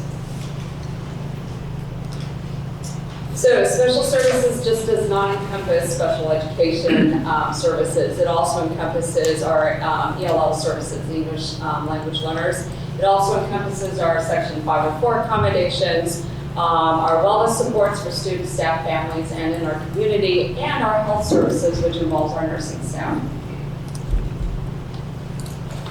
Okay, and then we included this slide. You've seen this before, so I'm not going to read through all of that, but it's just a reminder as we go through our presentation tonight and get into the next slides that these beliefs and values are really what ground our work to ensure success for all students. And we really wanted to point out in these next couple of slides where we have a wide variety of data when you think about all the departments we represent. So what we wanted to do was just pull out a few of the key elements, but to really share with you that we're trying to zero in on what are the right dashboard measures to use. So some of these we'll keep on here, some of them we think we'll refresh with other information that's telling us more things about students, but right now the team members are going to call out a few key parts for you. Hi. One key part that I wanted to point out is digging into under equity, under climate culture, under the Swiss data by schools. We looked at just the first chunk of this school year as a baseline measure to see where the Swiss data is, and that stands for School-Wide Information Systems, and that's the data collection tool that we use for school by school to take a look and see what kind of data referrals are going to the office for different challenging behaviors or things that need follow-up from administration in the building. And the goal for every school is for it to be 80% or above on this triangle data. And the triangle is split, and you've seen it before for PBIS, positive behavior intervention supports, and also RTI, which is response to intervention. 80% of our students should have no more 0 to 2 referrals in a school year. So far, our baseline data is showing our schools are surpassing that, and that means we have healthy buildings happening. And so, of course, the measurements will continue to collect over the year. We'll take a look at those data measures at the end of the school year and into next and see how those are looking. So that was just one celebration that I wanted to point out. I know Gwendolyn has another one. Hello, I'm Gwendolyn Wetke. I'm the ESPER coordinator at Tahoma High School. I'm here to share that, as you know, we've expanded ESPER. We've had this program for 5 years in the school district, and this is our second year at the high school level. We are currently at about 400 students that have participated at this time of the year at the high school. And as far as supports for mental health, we're just one of a handful of school districts in our area that are doing ESPER. The response has been very good feedback from students. And we have 2 student clubs that have been initiated with our work around ESPER and advocating for mental health. So we are currently working with the entire 10th grade. That's the group that we're working with universally. We're close to completing our implementation. It's a process, as you know, how ESPER fits within MTSS, our counseling department. And so that's been going very well. So when we complete this year, we'll have a very solid plan for year 3.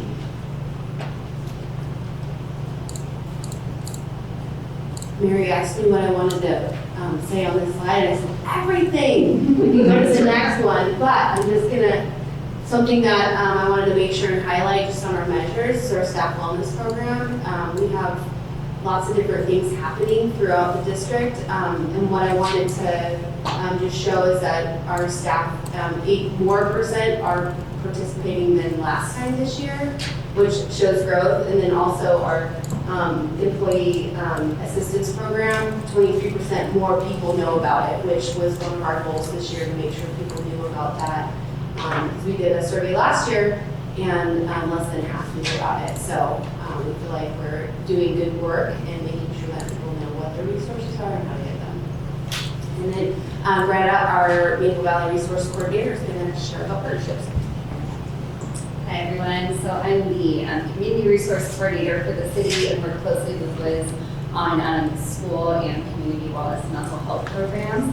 So really my programs kind of cover a lot of different areas here, but for the sake of time, I just want to call out a couple of things to highlight.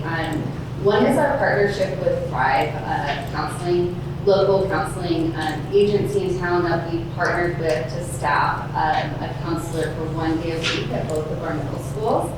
You'll see it's coded in the orange, so we're in the beginning stages. This is something that we launched in September, but it's going really well. The counselors have quickly booked themselves up and have a wait list, so we know that there's definitely a need and opportunity for growth there. And so we're working out systems to rotate students to have a further reach. We'd love to be able to expand that. That's something that we're really excited about, being able to remove those barriers to accessing mental health care for our students. That's super critical.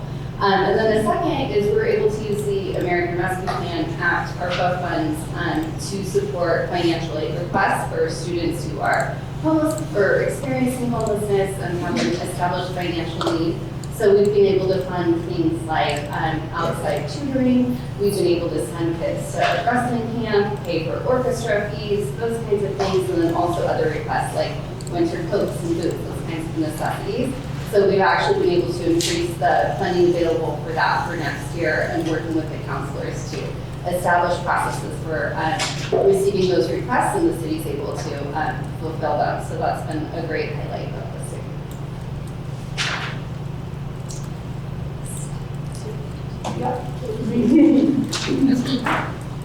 I'm Katie Ampus, the K-12 ELL coordinator.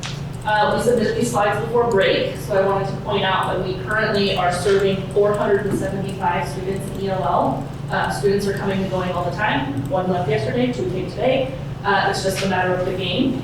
But with that being said, the increase over the last 5 years that you can see has really created a unique opportunity for our school district to innovate the student experience in our classrooms, to better include and celebrate the incredible diversity in our schools and our larger community. And then I wanted to point out that in special education, the LRE data, which is the least restrictive environment data, over the last couple of years has gone up by 4 percentage points, which we're excited about. We're looking forward to that growing. That would mean that we're folding in more inclusion and giving students access to the gen ed courses and helping them to be able to have similar experiences to their peers, same age peers. And so that's a number we're going to continue to watch and measure and grow, and help our system move in the direction we need it to. And I'm Melissa Horton. I'm one of the special ed coordinators and oversee the preschool department. And so we've had 2 exciting things we've been working on this year. and been really it's just been great to kind of see and watch it grow as the co-teaching model, where we're working with 2 of our gen ed teachers and 1 special education teacher, where our students are having shared instruction and getting multiple teaching styles at that level. Kids are getting equal access to learning with both those teaching styles. And our OT is now doing push-in services versus pull-out services. Our teachers are seen as equals. Children have more access to inclusion classrooms due to this level of support that we're implementing this year. And our SPED students have better peer models to learn from. And we're learning how to communicate in the moment. We're learning how to, our gen ed teachers are learning better how to implement SDI, or specially designed instruction, from our special ed teacher. And we're learning from each other different approaches to learning and to teaching. And so that's the one part that we are working on. The other part we're working on is trauma-informed practices. So a number of years ago, when Audrey was principal at Lourdes, we started that trauma-informed practice through 2 books that we read, but we're now taking it to the next level is, okay, we've read these books, now what do we do with it? So we're implementing, one of the things we're doing this year is conscious discipline, which is taking the theory behind it and putting it into practice. So our preschool team has been working on that this year as part of their PLC work. And so we're implementing that through online instruction and synchronous instruction that I'm doing periodically throughout the school year. And then we're also switching over from right response, which is our de-escalation, to using Nucaro, which Audrey will talk a little bit more about, which is taking and using trauma-informed practices with our students and developing those relationships with our students at that preschool level. So we're really excited about the progress that we're doing in our department at this point.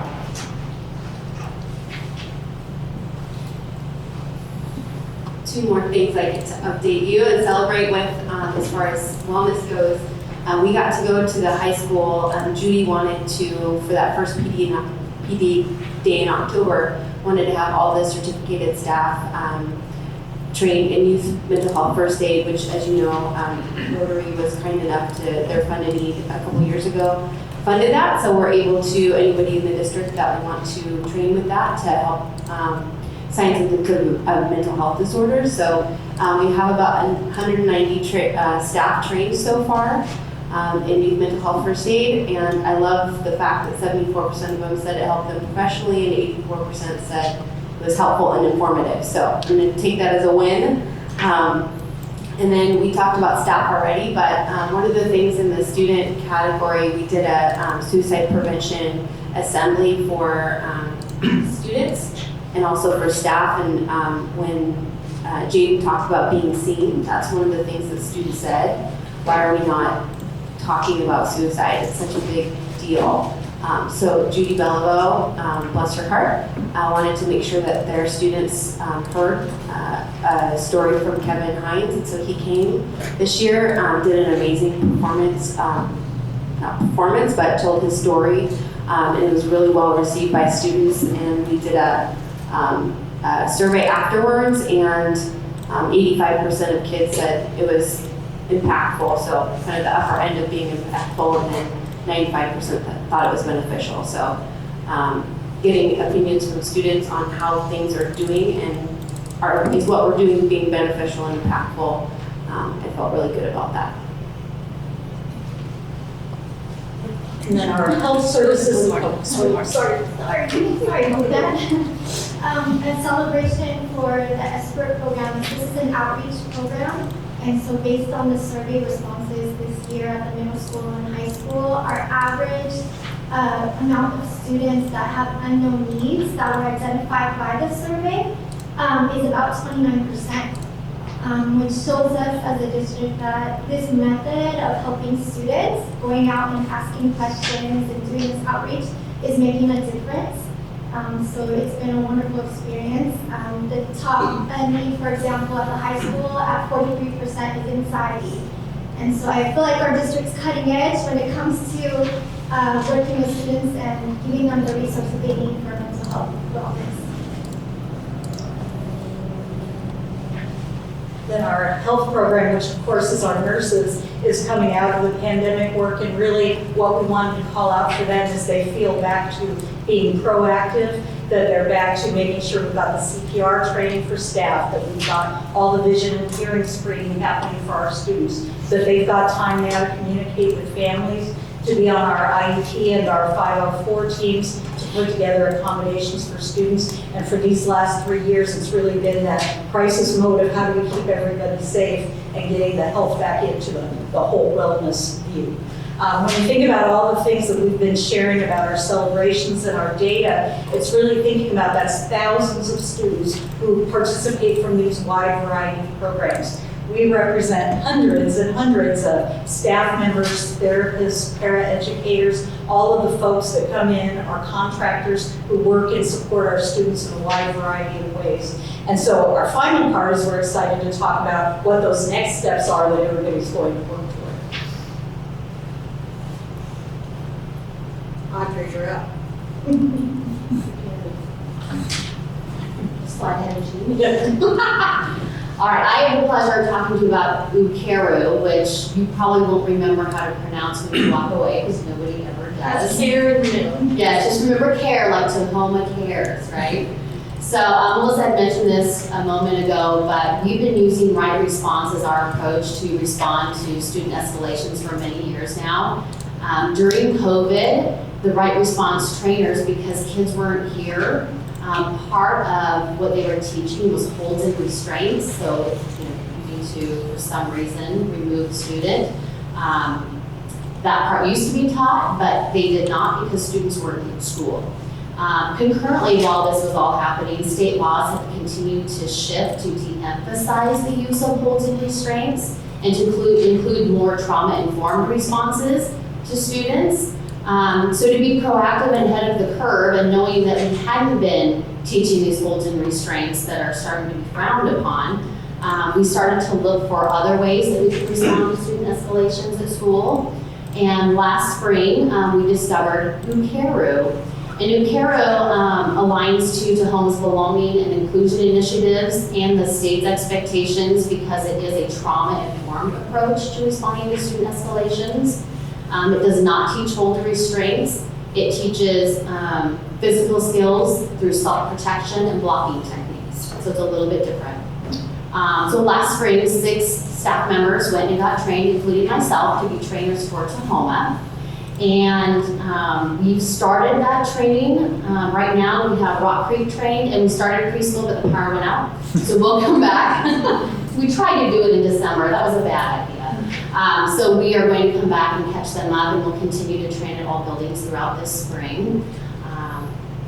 And this year really is a pilot phase, so we're going to work on the training piece, see how it's being implemented, with the goal of eventually we will take Ukeru and replace right response with that. So we're still training right response, so we'll have both for a little while, and then eventually move to a more trauma-informed approach. And I would add for the right response, we're only doing the elements version, which is only the protectives, like how to protect yourself if you get bitten, or how to release from a grab or a choke. Those pieces, and Kyle could speak to that a little bit more, but it does not do the physical part anymore.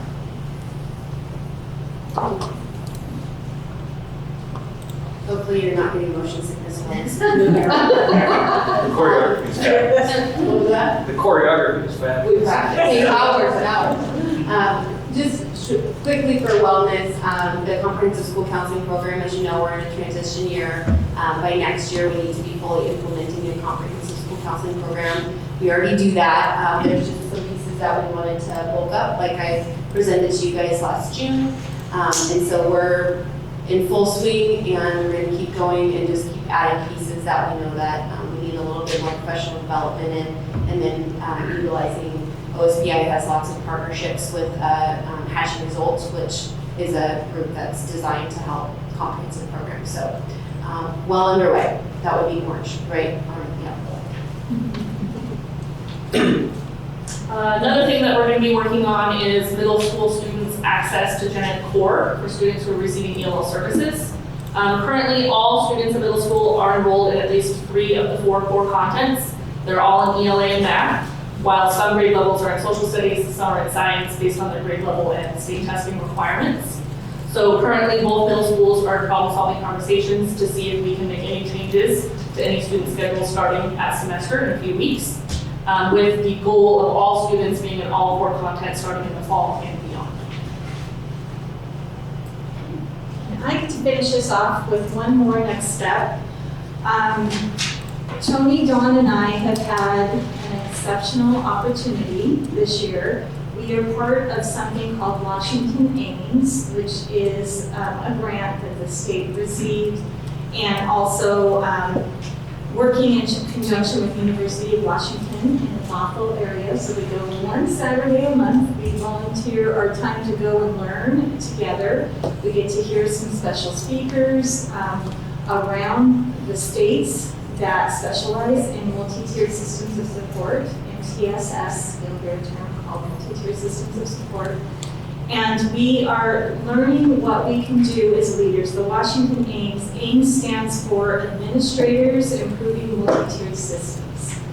And so with that in mind, we have a lot of pieces of multi-tiered systems happening with interventions around the district, with ways to respond to the academic needs of students, with PBIS, positive behavior interventions. All of those things are underneath the umbrella of multi-tiered systems of support. And so what we're really doing is working on a project to help inform what we might want to do as next steps for academic interventions. And how do we want to look at the different academic triangles, like I keep talking about, the triangles of Tier 1, Tier 2, Tier 3. How are we supporting our students academically in all of the areas of our school district? So we are in beginning stages of formulating some projects around that, and we look forward to digging deeper into that. And that's just one more way to show how it's not just our side of the hallway where our offices are. We are braided together in our work, in our wellness work, in our special education work, in our 504 work, in ELL, in health services. Everything is braided together in what we do and how we support our students, and just this MTSS work that Dawn and Tony and I are trying to pull together in a great, meaningful way. I think it's just one more way to show how we're interconnected. So before we open up for questions, I just want to recognize that these ladies behind me, standing up with me right now, are inspirational. The work that they do is above and beyond, and I know you recognize that, and the intricacies is very obvious in what we all are working on and supporting each other with. So I just want to thank them all for that. Questions? Before we jump to questions, can I get, we're okay to extend just to that part? Thank you very much. Who'd like to start? Yeah, thanks so much. I want to do a name change from special to essential services, really.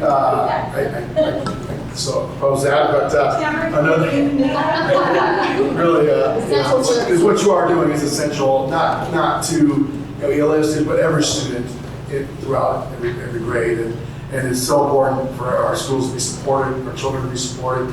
My question is, I'm always thinking down the road. What are you seeing? I mean, the growth of the school, everything that's going on in our school districts, our school district. I mean, what do you see down the horizon that we need to be looking out for in the special services area? Wow, big question. Well, you covered everything, so I could add, I think we're covered now. I'm worried about now 2 years from now. I mean, anybody can jump in, but I feel like, especially regards to the growth of the school. Yeah, I think it's how are we continuously providing the supports that help them towards independence and feeling good about who they are, connected to school, and thriving in school.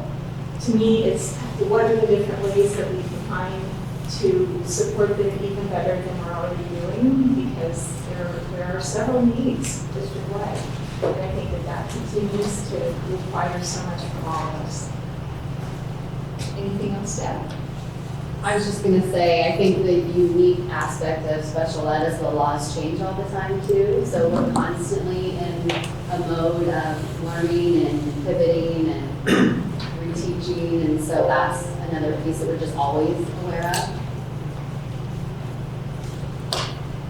And I mean, obviously we know, we hear it all over the news, mental health is declining rapidly. So how do we continue to remove barriers and put funding towards different sources? We've got some great funding from the state that Greta and I have been able to utilize for student mental health, but what happens when that goes away? So those are thoughts on my mind as well for next steps, just how do we keep things sustainable.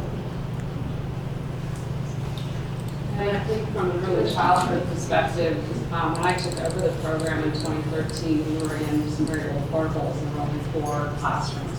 We are now up to 6 classrooms, which we have expanded at Lake Wilderness and kind of taken over. And we're up to 12 sessions, and we're moving more and more toward inclusion, which is a state initiative, and we're running out of room. So if to answer your question, that's that growth piece that we're continually having to look at as far as, at least from an early childhood perspective at this point. And I think from an ELL perspective, it's also important that we continue the partnerships that we have with teaching and learning and the equity department, because what we do in our program with our students is not just central to us and our 79-minute class period at the high school or a 30-minute pull-out. It really needs to live within every classroom. Every teacher, every person who comes in contact with a language learner is a language teacher, not just those that it's their job. And so I think the partnership on what the classroom looks like and how do we elevate instruction for all students, whether they're special ed or ELL or 504, really fits in with the equity lens and the work that teaching and learning is doing. So we have to continue that partnership, and how do we make all of those different pieces really what's best for kids and elevate the student experience. I guess in the ESPER world, I'll talk about the ESPER world. The next few years, I think we have to continue to look at how to make this program meaningful. It's a very personalized program. Continue to reach students and listen to their voice on what they need and adapt the program to match the community and the students. I think that's going to be really important to make this meaningful as we go along in.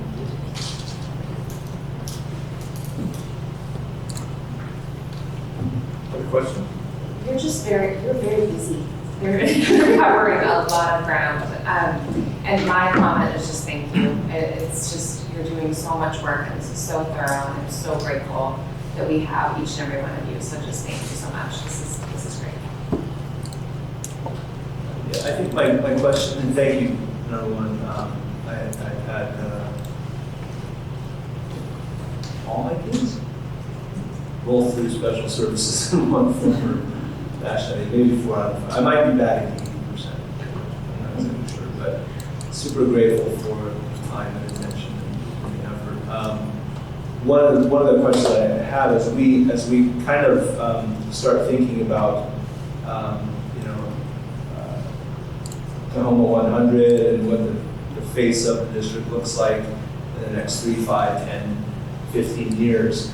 Like all organizations, we're asked to do more with less progressively over time. And so I think kind of piggybacking a little bit on Director Carry-On's conversation, have you started thinking about kind of strategies, priorities? Because to his point, there's a lot of moving pieces in here. There's wellness, and there's the actual legal component of IEPs and special education, and then there's 504s, and there's nursing. So there's a lot of different things that translate into different budget dynamics.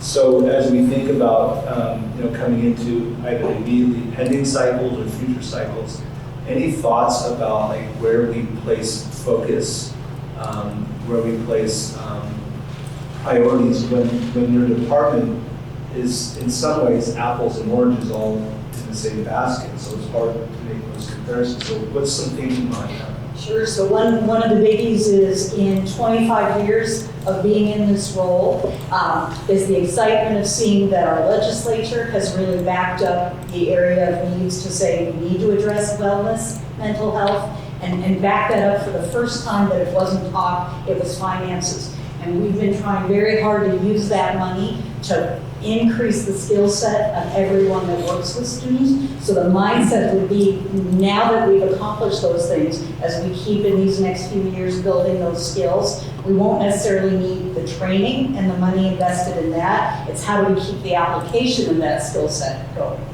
It's the same idea with inclusion and supporting our English language learners, is to think about if we build that skill set for everyone, we can take the money then and focus on the needs of the smaller population that still has the needs, while the others are able to participate in general education. So I think that's the exciting part, that the money that's been invested is really going to pay off in growth for all of us. Maximize the highest and best use while you have it. That's all. I think one thing that I would add on top of that is just helping more staff members district-wide understand how to give interventions in meaningful ways that help students access more of the general education environment.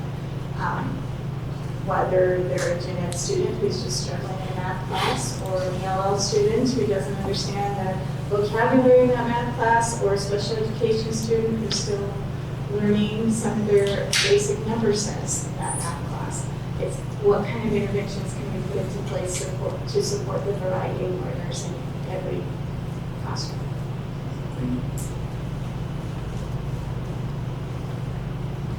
Other questions? Okay. Thank you very much. Yeah, I really appreciate it. Thank you.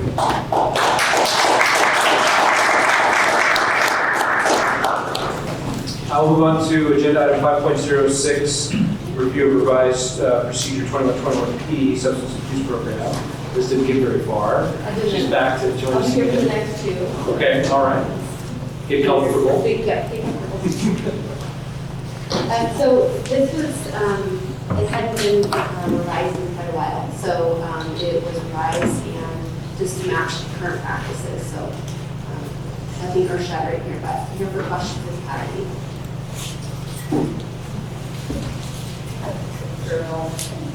I'm just curious if there's changes coming or afoot on the policy side, or if that's doing okay as is.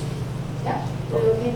And I checked in with all of our secondary levels. They're all doing wrong policy, drug prevention, education. So middle schools did it in October, and the high school does their drug fact week in April. And then PE classes, of course, part of the curriculum. Right. Okay. Any questions? Okay, hearing none, thank you. And then we'll move on to 5.07, revised procedure 3116P, students in foster care. And this is right here again. So, Very yeah, what do you got for us this time? If it looks familiar, it's just because this was accidentally left off last board meeting. So this is just updating language as far as who is a foster care student in transportation. So nothing different in practice, just matching our policy to practice. So once again, here for questions if you have them. That was my question, was are we already doing this? And yeah. Will any students, I guess, immediately be impacted by this change? And I would assume it would be in a positive way, but we're already doing it. It actually broadens the area of support. Okay. Okay, thank you. Great, thank you. Yeah, super. We will move on to agenda item 5.08, first reading of revised policy 3200 on student rights and responsibilities. And Executive Director Wakely is back to answer questions for the board.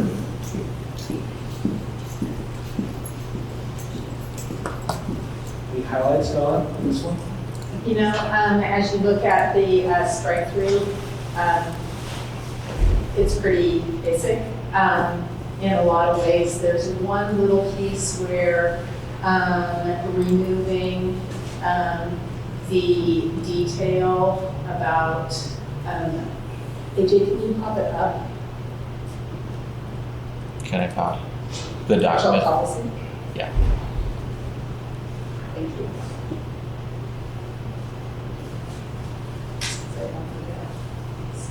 one of the leads in the piece that is struck through right there. That piece is really just kind of really old language to have been in there. When you think about identifying areas for focus for classroom teachers around management skills and that sort of thing, the process connected to TPAP and what principals do when it's at an individual teacher level is really taken care of there. And the other piece that could be connected to this would be if a school, I'll use Maple View as an example right now because they'll have the, at his October in service, they did a focus connected to fostering resilient learners. And they have been doing some staff-focused PD around that as a whole school based on need that they were seeing in their student body. But that really is identified completely outside of anything with students' rights and responsibilities and kind of this part of the policy. So just kind of making that separation made a lot of sense as we were tidying up the policy and procedure. Otherwise, really the only edits and the addition of the paired representatives in the first part really makes that line up with the ad hoc discipline process that happens in the spring. You'll recall that each school has a group that meets and looks at their sanction range chart and is reflective about their discipline data that's happened during the year, and if we need any tweaks to happen to that, then that process comes through the school board in the spring of each year. And so it just kind of takes and ties things out and freshens that up, so very easy. Have we had parent representatives involved in this process to this point, or will that be new? We've always had parents being part of that ad hoc process that happens in the spring. That's been historical, so it just kind of makes this policy in alignment with that practice. Any questions? Does that then translate into, because the way that I read this, that sort of parent representative piece has always been there in terms of like a translation from the discipline standards, conduct and standards to the change that the handbook. The way I read this, the policy would then promote sort of parent engagement in that actual translation process, not just in examining the conduct as I read that language. Is that kind of the intent of it? I think in making sure that as we review any of the expectation and standards, I interpret it as then the ad hoc process doesn't happen like completely separate from that. And so you have that translation happening or that conversation happening to make sure people understand why. Not just in isolation saying, I like or I don't like this piece. So it happens within that context. Does that make sense? I was going to say the ad hoc discipline committee, I think, is codified in a different policy, and this brings this policy in line. Okay, thank you, Don. Super. That moves us on to agenda item 5.09, first reading revised policy 4200, safe and orderly learning environment, and Assistant Director of Human Resources, Scott Mitchell. Let's see if we can answer questions from the board.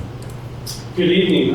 This is really just a revision and update to incorporate the specific language from RCW 28A, blah, blah, blah.